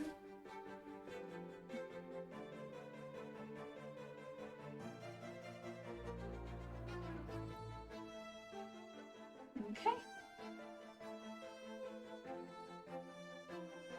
Helpful little towel. Okay, let's see how this is looking. Seems like a lot of light coming down. Perhaps I need one from way up there.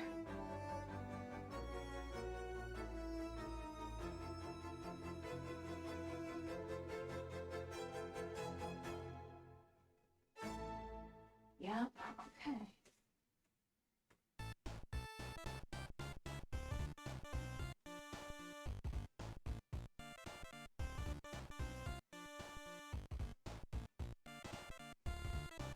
Alright, I think that's okay. I think that's alright. So I'm just going to continue moving on. I'm probably going to have it. There, okay. So I think I'm going to continue moving into the abyss, into the rest of the painting, the rest of the water. Kind of probably shuffle this a little bit. Push it like that. Okay. Cool. Very cool. Alright, so that looks a little better than I was anticipating, I think. I'm not really sure how I feel. I don't know if it's like curved or anything. But I think it's okay. So far, so good.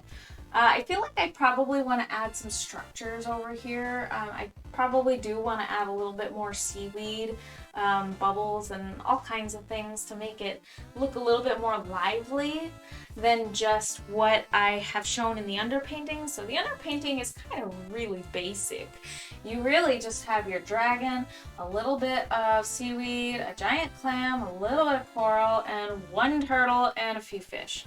Like, it looks it doesn't look blooming with life or just teeming with life like I kind of imagined or really hope. So that's kind of not such a bad thing, though. There are so many things that I can add, and in fact, going to the aquarium and checking out all the cool stuff that they had there, all the cool rocks and all the cool coral props and things like that they had. Props, I say. They're more like, you know, just things that the fish can swim in, but they're not real coral. You probably know what I'm talking about. But they just they looked so decked out and nice, and it just gave me so much inspiration. So I think that's really gonna help me with this. All right, let's close this acrylic medium leveling gel stuff. Right, so I think now we can start kind of moving on into the ultramarine cobalt blue mixture. Let's do a little bit of both. Cobalt blue, just a tiny bit of that. Tiny bit, okay, cobalt blue. It's a very heavy bodied one, so whatever I put that on, it's just gonna block everything out. I'm gonna do some cyan as well, because it's good to kind of have a mixture of just a whole bunch of different colors. Alright, cyan, ultramarine, cobalt blue. And I just have this tiny little dab of yellow over here too. So that's going to be good as well.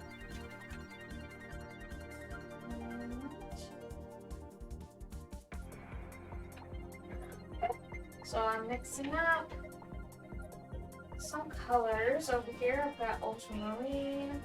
Probably gonna mix that up with some cobalt blue. It's gonna be real dark, this dark mixture. Oh, that's very, very dark. A little too dark, I would say. So let's go ahead and add some white to it. Okay. Add a little bit of white. Possibly also a bit of cyan. Alright, yeah, that's what I'm talking about. It's very thick mixture. So this is all gonna be kind of like, I feel like I'm gonna add something here. Like, maybe like some rock formations or something that kind of look like, I don't know, kind of shelfy. And corally. Not sure. I have to pull inspiration from my reference photos that I got from the aquarium. That was such a nice experience going there again. It worked out perfectly. I just knew I could pick up like inspiration from it. Something I definitely recommend for people who do like to make art and paint and stuff. Get photos, get reference photos. You can use the ones online, but you can honestly get even better ones just doing it yourself. And then those are your assets too. So like, you can copy your own photos. Even if you do like a straight up copy and you just straight up paint your photo, which honestly I can't do that. I can't like photocopy or like, you know, make things that look exactly realistic from a photo. There's some people who can do that. But that is your material, so if you want to do that, you can do that. So you can't really get a copyright infringement. I don't know. you can't get in trouble for copyright if you're using your own photo. is what I'm trying to say. And it's worth it too, not because you should be afraid of being, I don't know, in trouble for copyright infringement? I don't know. It's not because of that, but it is yours and you can use it or take the photo however you like. There's so many different photos and different poses and different things that you can take pictures of. And I just think that it's really, really great. If you're taking your own photos, you can get exactly what you need when Google Images or whatever can't always help you. As awesome as it is, and as much as I actually use that, it cannot always help. It can't always gather what I'm looking for, you know?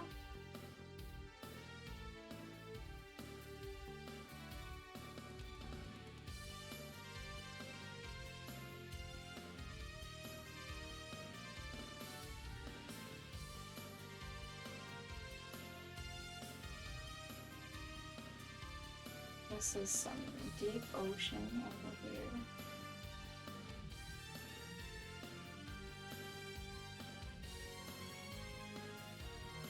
So another thing that I'm going to struggle with, like the surface of the ocean over here, and the waves and things like that. Another thing I'm going to have to figure out is like the reflection of light onto objects. So like you can see the concentrated reflection ripples on things and kind of bend around 3D objects.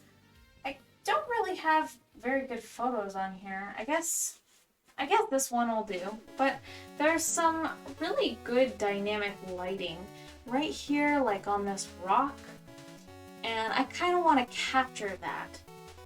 I want to capture like the dancing lights onto our objects that are going to be in the image. It's going to be difficult for me to kind of figure that out, but I think that it's doable. I'm just very nervous about it. I'm scared of ruining the stuff that I start, you know?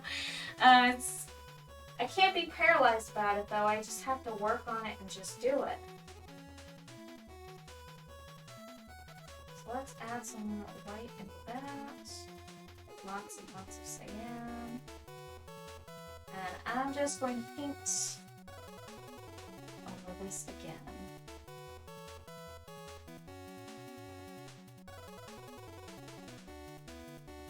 Okay, there we go.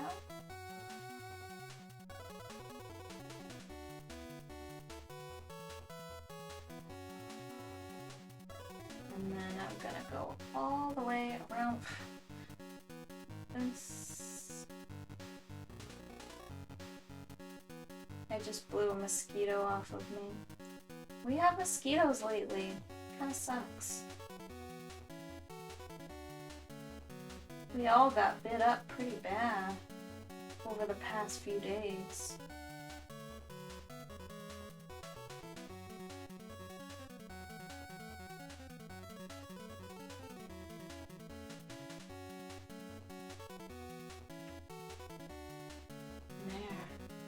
Got a nice blue in there. It's really vivid.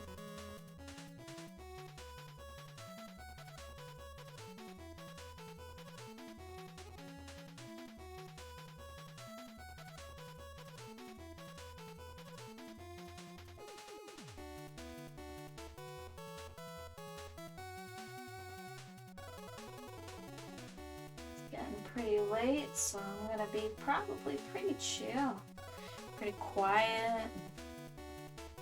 You know how it goes.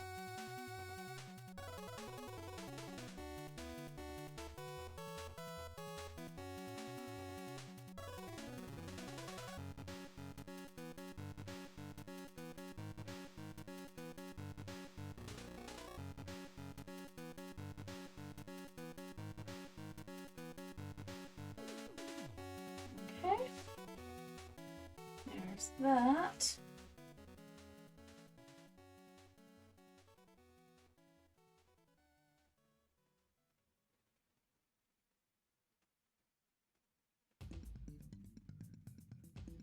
I'm just gonna do a really, like a dry brushy, kind of just push it into the canvas sort of technique.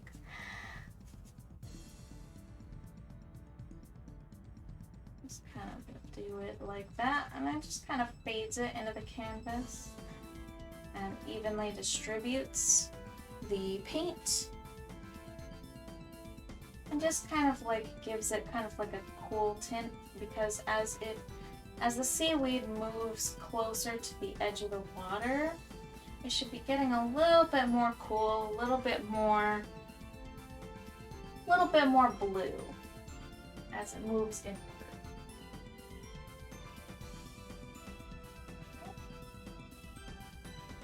Okay, let's just go ahead and add some blue over here as well.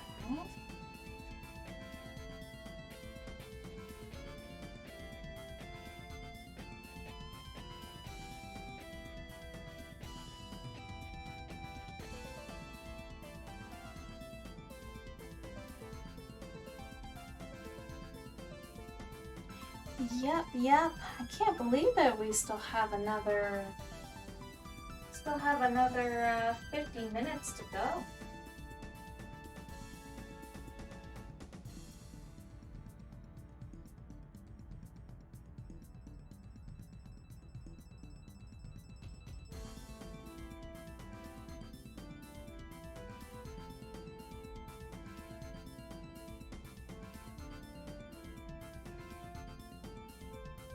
Wow.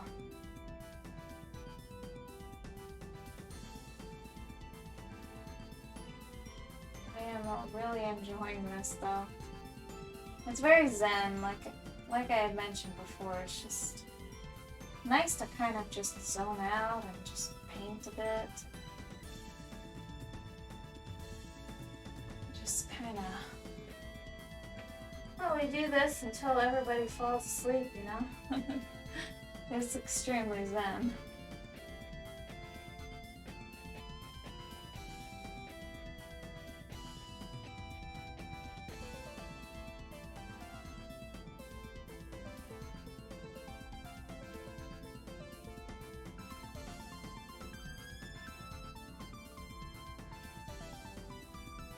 So we have that giveaway all planned out.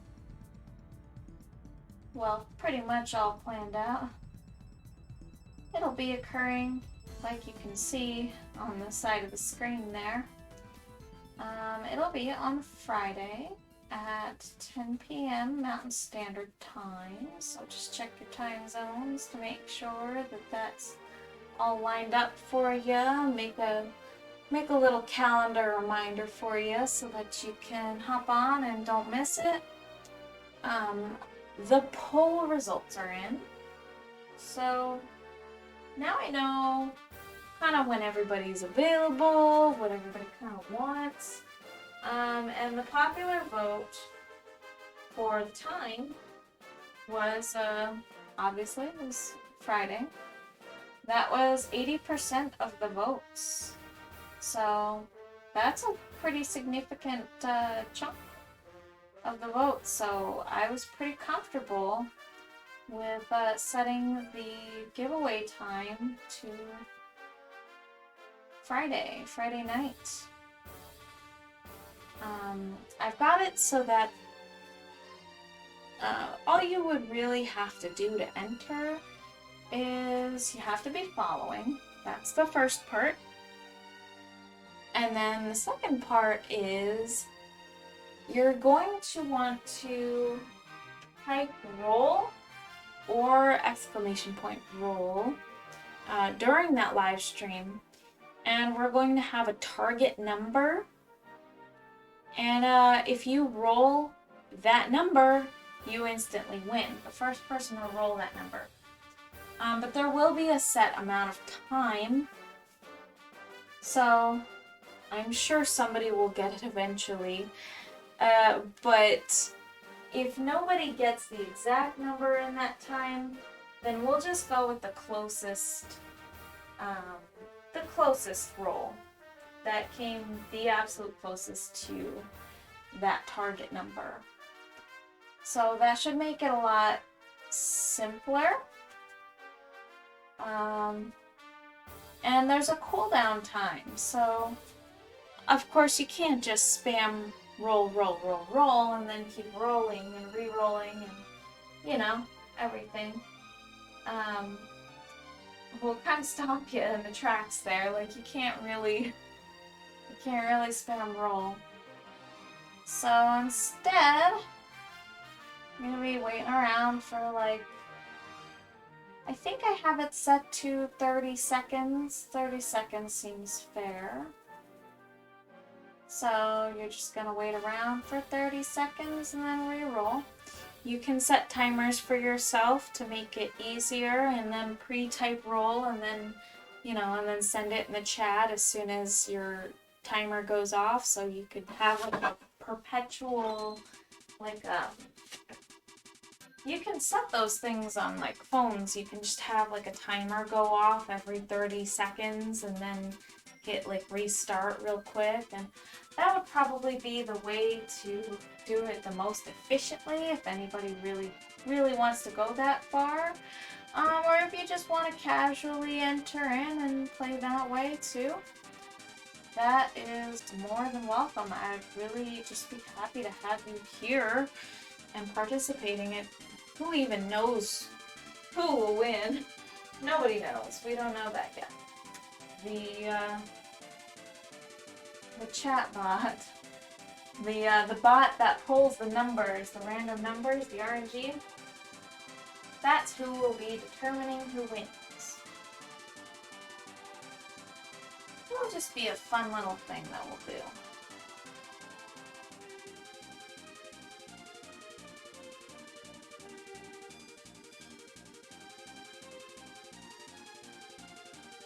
There will be 3 prizes and 1 winner. This time around, there will be 3 prizes and 1 winner. Because in the future, when I do giveaways once again, which I will eventually, once I reach like 200 followers, and I'm just setting goals here. Who knows if I can make them? All of you guys would make it possible for me, but I just want to give back to you because it's really cool that people are here and supporting what I do. It means a whole lot to me. I'm just here, I'm painting, you know, and it really is so encouraging for me because I've had so many times where I couldn't paint, you know, like I couldn't bring myself to do it really, and it's hard to do it alone, but when there are people around and, you know, just kind of watching, it just feels like people are rooting for me, and it feels nice. It's such a great feeling. And I just want to express my gratitude, really, because honestly, I picked up a painting and I finished it. That was in the works. It was just kind of not completed for like 4 years in the sketch phase until I finally did it. And it was because you guys are here supporting me, watching me, and rooting for me. And it's just, I need that. I find that I really need that to function and to actually do the art thing. Because as much as I do love the art thing, it's kind of lonely. It's quiet. And talking and stuff and just chatting, I realized that I had grown accustomed to that while I was in school, and that's why it's so much harder for me to make art these days, because I'm not in school, you know, I'm not around people as much, especially in a space where I can just sit down and just pick up a pencil or something and just make art. But with the streaming, it just makes that all completely possible. And there are people here, you know, supporting me and to kind of digest that and just understand that. It just, honestly, it's made a world of difference for me. I'm making the stuff, all the things that I'd envisioned and wanted to make for years, wanted to make and do and try, and I'm doing it because people are here supporting me.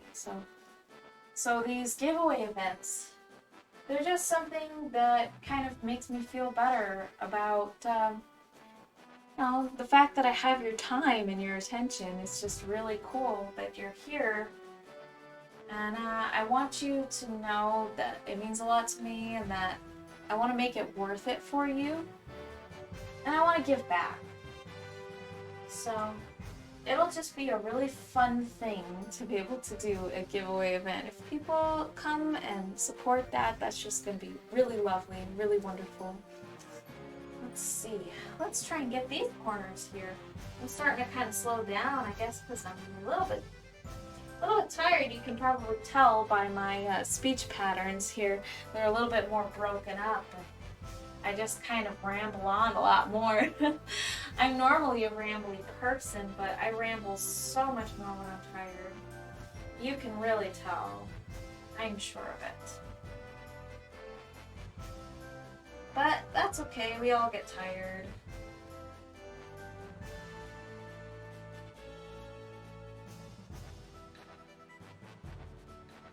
I trust that if it gets annoying, you'll just click away and it'll all be good. I won't be annoying people. That's one thing that I've come to learn as well. Just, you know, like just being on the internet and everything like that, if you're gonna like put yourself out there and make stuff, by posting, you're not annoying anybody. And if you are, they're more than welcome to unfollow by posting, by like, you know, making content, by talking, and by just existing. You're not annoying anybody. Because people just click off if they don't want any part of it, which is, that's the beauty of it. Nobody is really actually subjected to my rambling. Because people are free to click away.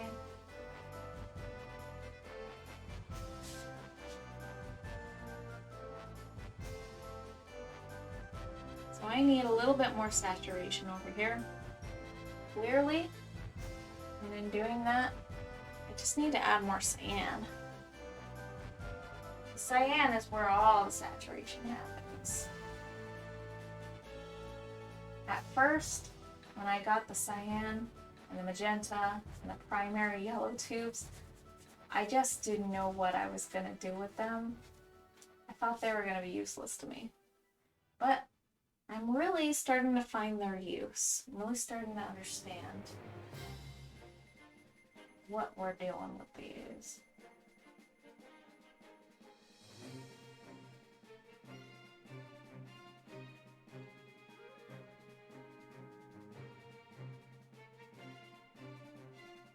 Okay.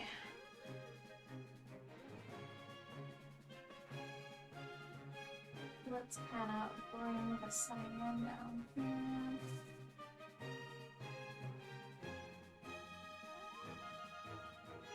Like that.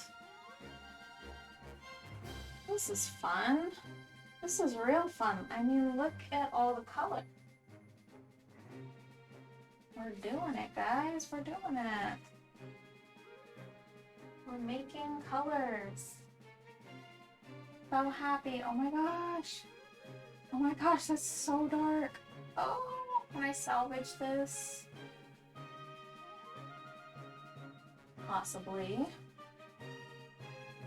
In fact, it might actually be kind of helpful.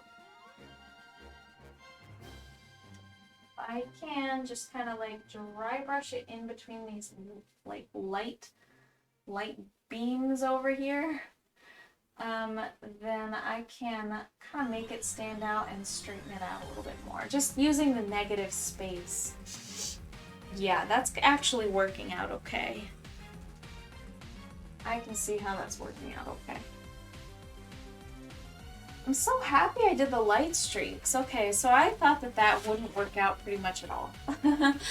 But, it's working out better. It's pretty good, I think.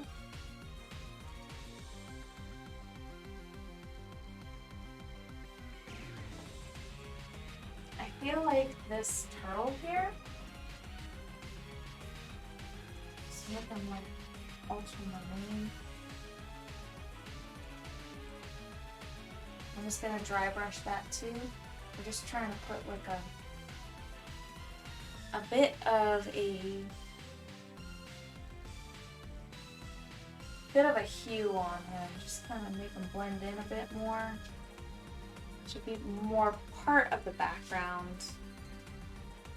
Okay. Alright, so and then this kind of area over here, I can darken that up a little bit. I'm just gonna continue spending time on the water over here. It does look like this part does need another layer. That looks a little bit too opaque though. I'm not sure how I feel about it.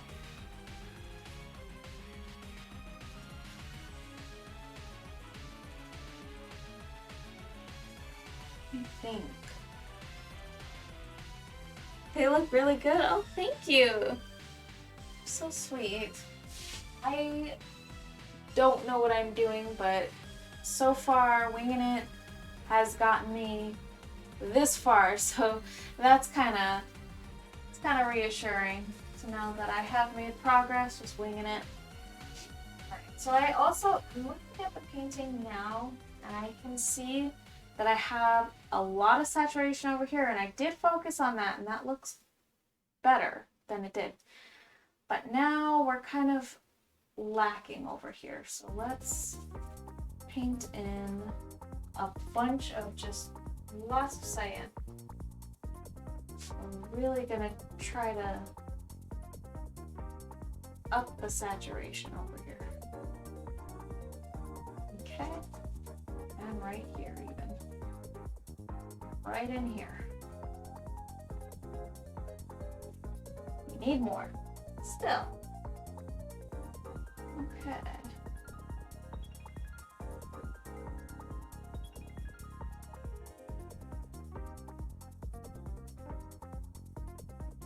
There. We're making some progress. I do think a little bit of ultramarine maybe would do me some good over here. But maybe there's already too much ultramarine. No, I think that we need more.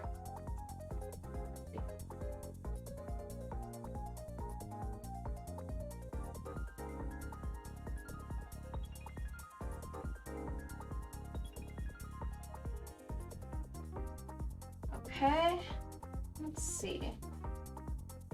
How's it looking?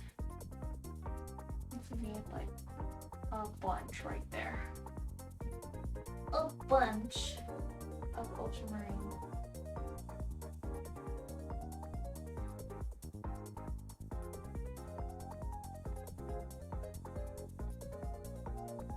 Yeah. Well, it seems like it's a little bit hard to see, but I think it's there. It's just reflecting off of the light overhead. So I can kind of see it when I like look up.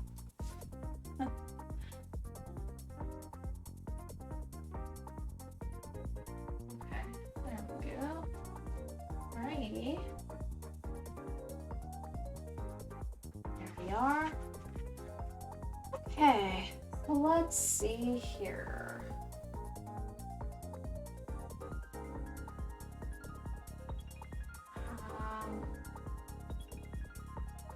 Let's try to add a little more cool over here.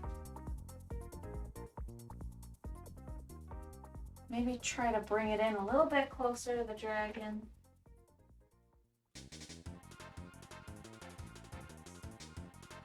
so that we have kind of like a soft edge of just kind of like a blue that should kind of come in pretty close.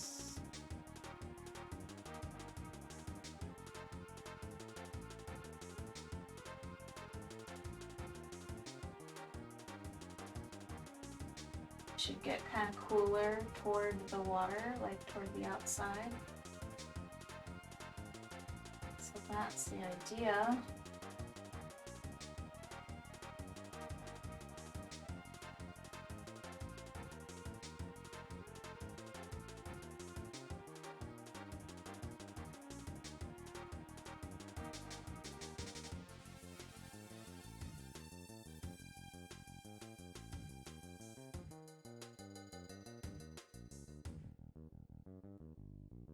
This soundtrack has no right to be this groovy.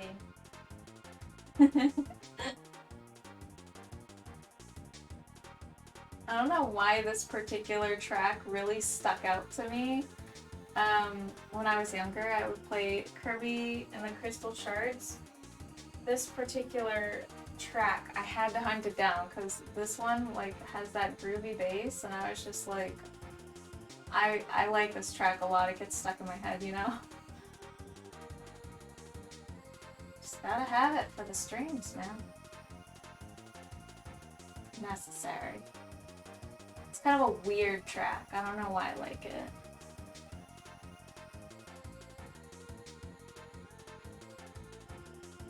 Alright. Get some cyan over here. Drag that in really close.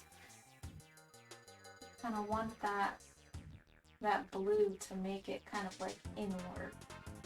So when we paint the dragon, we just have to worry about the edges, or the dragon, we don't have to worry about stitching up the background with the foreground anymore. I'm gonna try to break that habit because that's something that I had done so very much that it's just one of those time wasters that I was talking about earlier. There's just so many pitfalls, so many different things that you can waste time on, and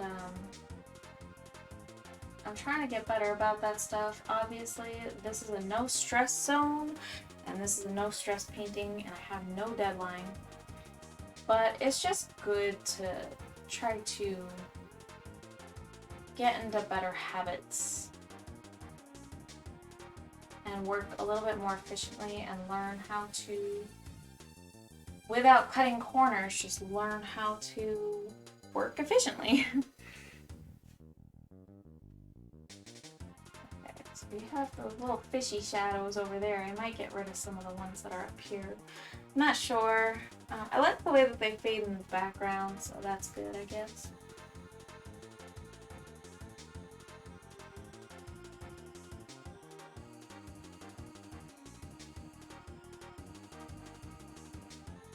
Okay, and then this, I think I'm gonna try to do something, I don't know, odd.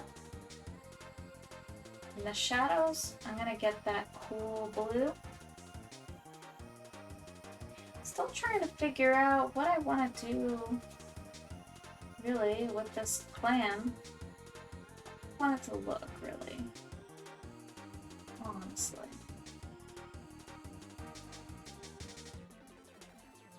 Painting the cyan in kind of like the ooh, that's too thick.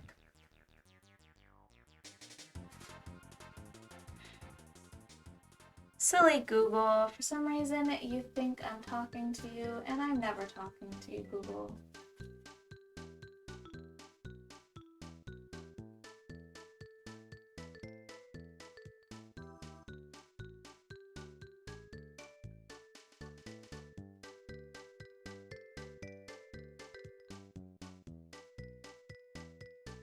Of course, you can't really see that. I just noticed that the sunlight announcements are kind of blocking the view on that one. That's That's okay. You're not really missing much. You're just missing a little bit of blue hue. Just kind of over here. You can see enough of it. It's not too bad. Alright. It's not obstructing the view too much. Let's kind of... I'm going to kind of drag the cyan down here a little bit more. And of course, I need some kind of like a fuller body paint to cover that there. Also,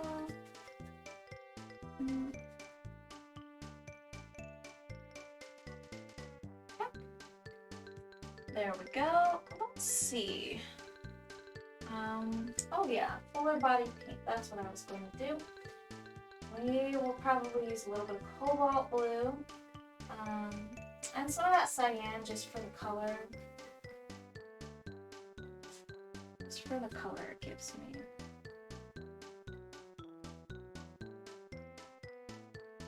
There we go. And we can patch that up a little bit.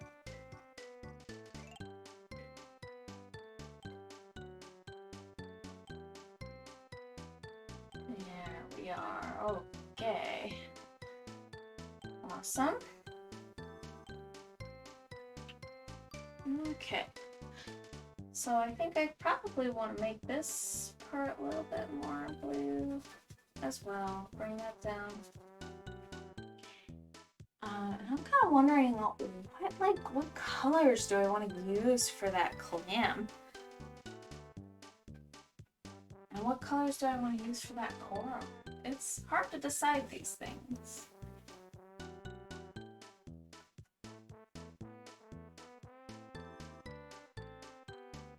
So, I think the clams are usually like really like this bright blue, but I kind of want something to like pop. I don't want to do just blue. Maybe I can make it like pearly or something to that effect. Perhaps something that reflects a lot of different colors. Maybe something that's like a dark pearl almost.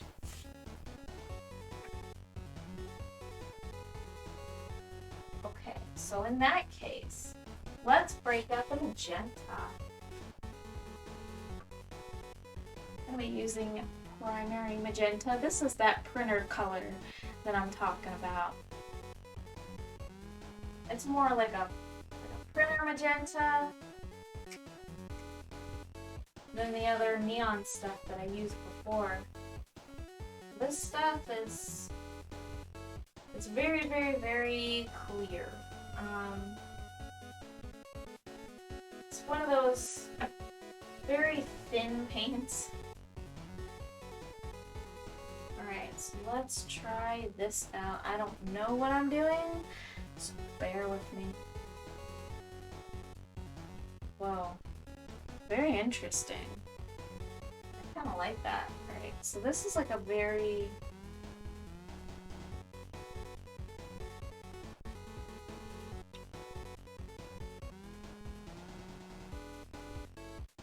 wow. I'm starting to kind of have ideas here, actually. I like the way that this is a very thin paint. You can blend it in so many different ways. You can have it really thick to make it red, or you can blend it in to make it like a violet. And I just feel like this could apply so many different ways. Okay. So if I do this in like a pattern here.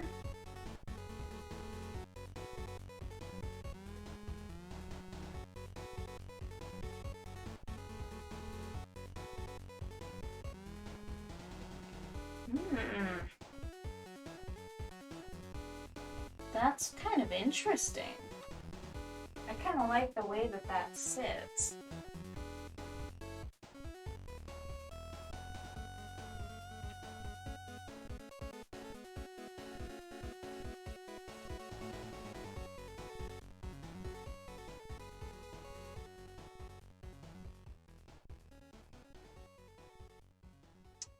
Okay.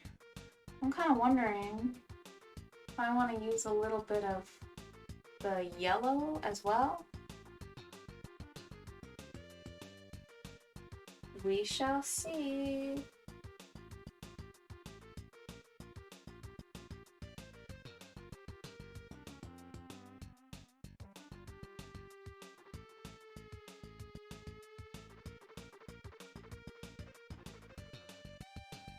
Alright, so if I do use the yellow,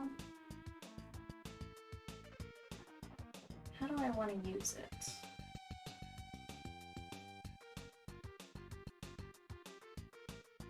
Alright, so I'm going to go ahead and put the yellow down. We're going to use primary yellow.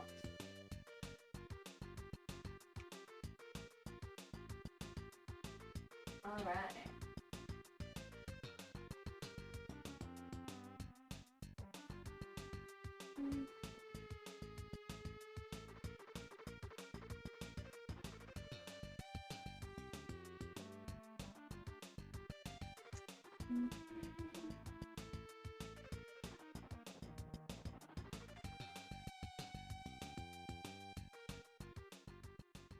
Interesting. Really interesting and kind of bizarre. This is quite the color palette. I don't know what I'm doing really. It's kind of fun though. It's like a kind of like a warm light there. A little bit.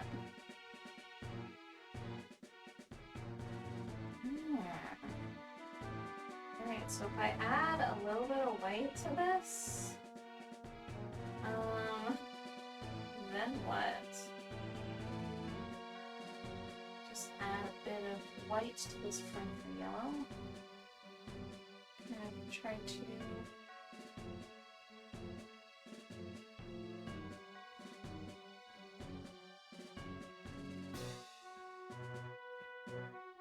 okay. It's so funny looking. This clam is becoming kind of silly looking.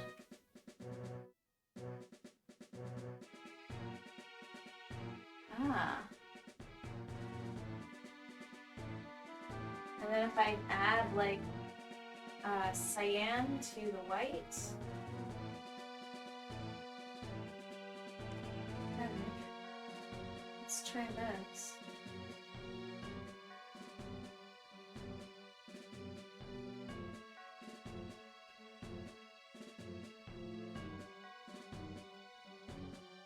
I don't know what I'm doing, but this is fun. Truly. Oh man, I ruined that little piece there. That's okay, we'll just go over this.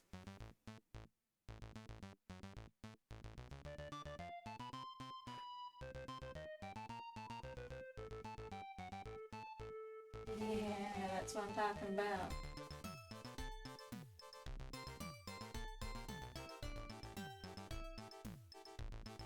Oops, I ruined a little piece there too. Let's just go over that again.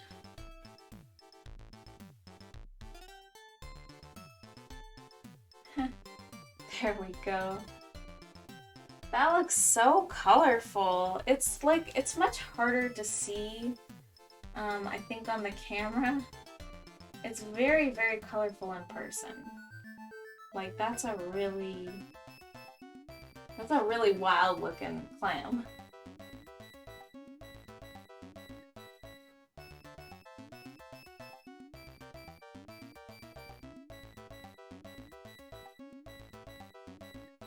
Okay, let's add a little more cyan.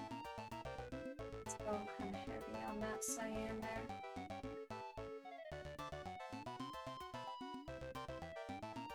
Okay.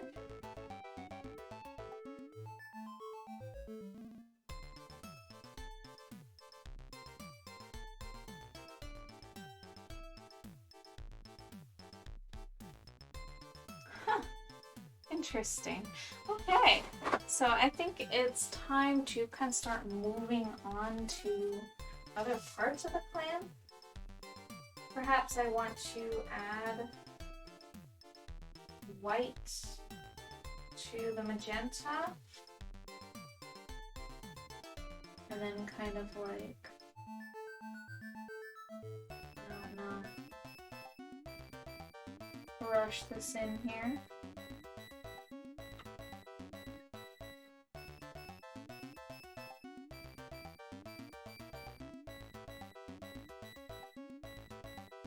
Okay.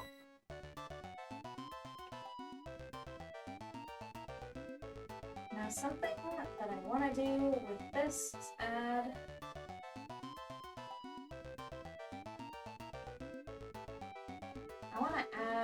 yellow,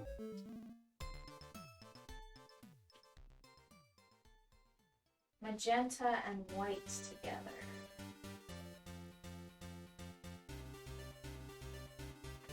So now we're going to try something else. Just kind of like get a different color now. Okay, yellow, white, and magenta. Get something kind of...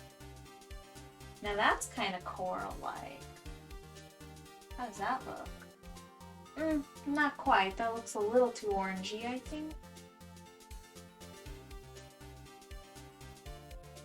I think if I did less yellow, more magenta, more cheese, less macaroni. More macaroni, less cheese.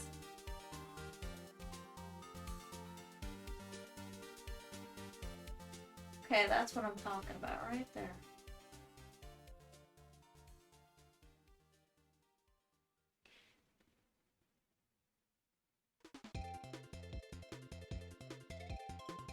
So this is kind of like, this is almost the color that I'm looking for right here for the horns. So the horns are gonna be just like straight up, just like coral colored. It's gonna be fun.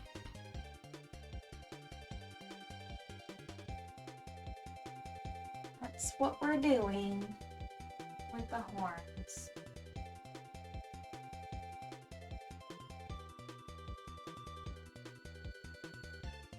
Absolutely wonderful. This is fun, dude. I am enjoying making this. This is gonna be the most fun artwork I've ever made thus far.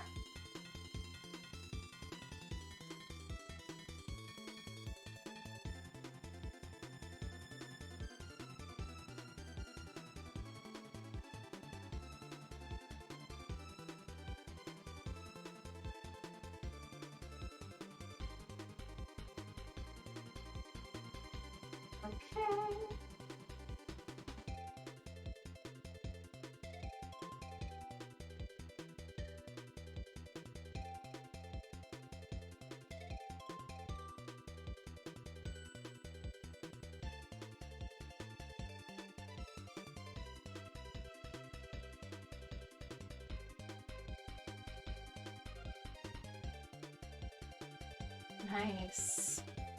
Oh, that's a very shiny clam. He's so shiny. Oh my gosh, it's McQuacken. Hello. Oh my gosh, thank you so much for being here. Girl, thank you. You are so sweet. Oh man. So, I'm a little bit tired, so I'm a little bit rambly. I've gone from my nocturnal schedule to a like diurnal schedule, and so like nighttime is like sleepy time for me now, so I'm kind of crashing pretty hard here, but I am really like enjoying this process because this painting is just going to be the most fun painting I've ever done personally myself. It's just gonna be, it's just so far, it's just so much fun. That's pretty much all I have to say about it, really. But it's just, oh, I'm just like having a blast painting this clam. I know that sounds crazy. I sound like a crazy person right now. But dude, this clam is so shiny. So like, you know, it's just a nice clam. There. Okay. So that's pretty much that for that clam, I guess. I can like kind of fade this a little bit into blue because this part coming up here just looks, something about it just doesn't quite look right. Maybe perspective or something. I'm not really sure why. But it just doesn't quite look on point. Oh, well, that's fine. If I kind of hide it in like ultramarine or something, just do this. Make it a little bit more subtle. And then it can come crashing in, and then it's this, bam, it's this crazy pearlescent looking clam. And then, yeah. I sound like a whack job. Please don't mind me. Oh well, thank you so much. Oh my gosh, you guys are so sweet. And I appreciate you so very much. I do. Now, what the heck am I doing with that coral? What color coral do I want? Do I want it to be... I want it to be different. What color do I want that coral to be? Right there. It's like that tube coral. We're gonna have to go with something like... I think I have an idea. I definitely need a lot of magenta, a tiny bit of yellow. Oh yes, okay. So I think if I do this, just add a dot of this yellow, and then add a lot of white, maybe we'll get somewhere. Let's see how this mixes. Is this gonna mix out right? I feel like I need more white, a tiny bit more yellow. I can't go overboard because then it's gonna turn like orange. What if I do something like this? Do I want it to be that color, or what do I want? I think that I want the horns to be that color. Oh, that's perfect. Yeah, like that.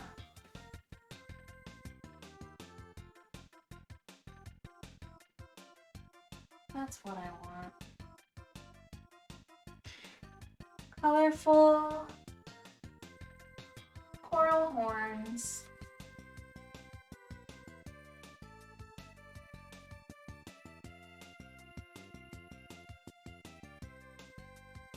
There. Okay. Little horns that are made of coral. Let's see here. I think I kind of want to turn that into a shape that works. I want it to look a little bit more natural. And it currently doesn't. That's okay. I'll be painting over that anyways. So that's fine. Perhaps adding a little bit more white to it would be helpful.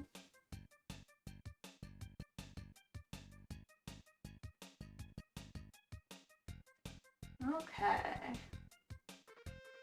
Let's see. I think I kind of do want to make it this kind of like the same color or similar. I'm just going to push the brush into the gray over here. And I'll just kind of like color it just a bit. Just adds a little bit of a hue to it. Okay. And then let's see. Wow, we've got like 7 minutes left, pretty much, huh?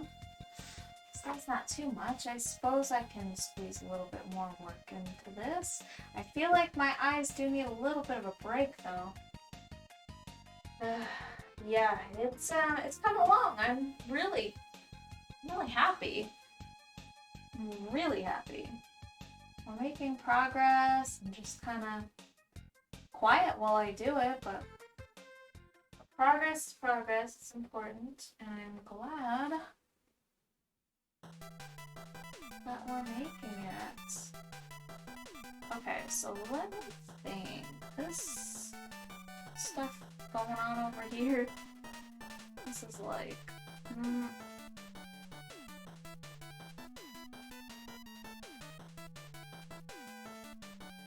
think if I just kind of like make that. Okay. Just kind of push that in. I really like this cat tongue brush. It's so versatile. You can make it a thin stroke. You can just kind of like swivel it around. You can go in circles with ease. It's very easy to do like tiny little circles. Let me think. What else can I do while we work on this? While we have our few minutes left. Actually, I think that I'm just gonna go see who's streaming, and then we can potentially do a raid if everybody is up for it. I know I don't really have a whole lot of people here, but I appreciate those of you who are here right now, and I think it's just gonna be a really fun painting. But tonight I'm wiped out.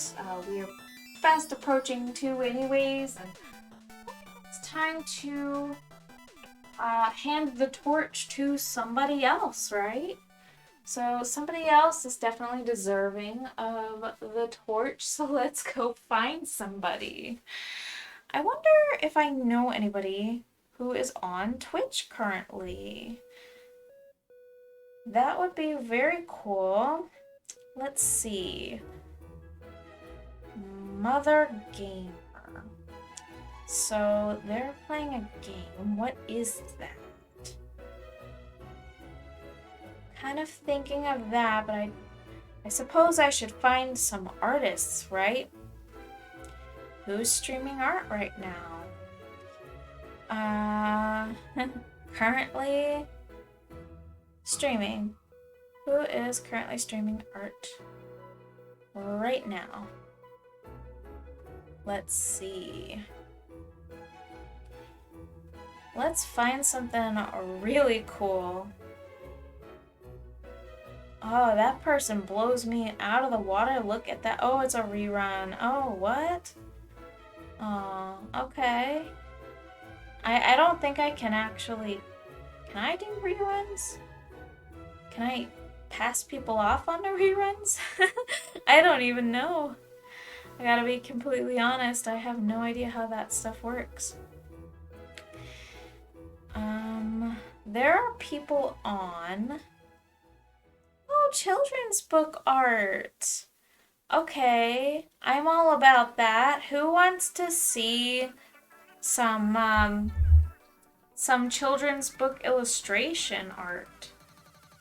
If anybody is gonna be up for a while, or we'll just pass out, you know, who knows, but that's actually, it looks really cool. Awesome. Well, let's go ahead and raid somebody. I don't know who's sticking around, but thanks guys so much for being here. I appreciate you. This is Nog82, so we're gonna go raid. It's not responding. Oh, that's good. Nog82. So let's go ahead and give that a try. Have a super good night, you guys. Thank you so much for being here. Yeah, I'll probably put them on for a little while and chill out while I probably get ready to go to sleep. Bye, you guys. Have a super good night. I shall see you Thursday, hopefully. Bye, guys.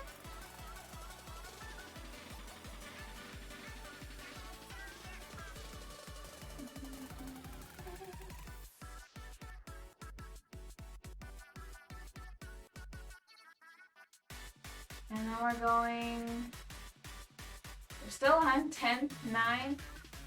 It's not counting down, but eventually 8, 7, 6, 5, 4, 3, 2, 1. Bye, you guys. You're amazing. Have a super good night. I love you.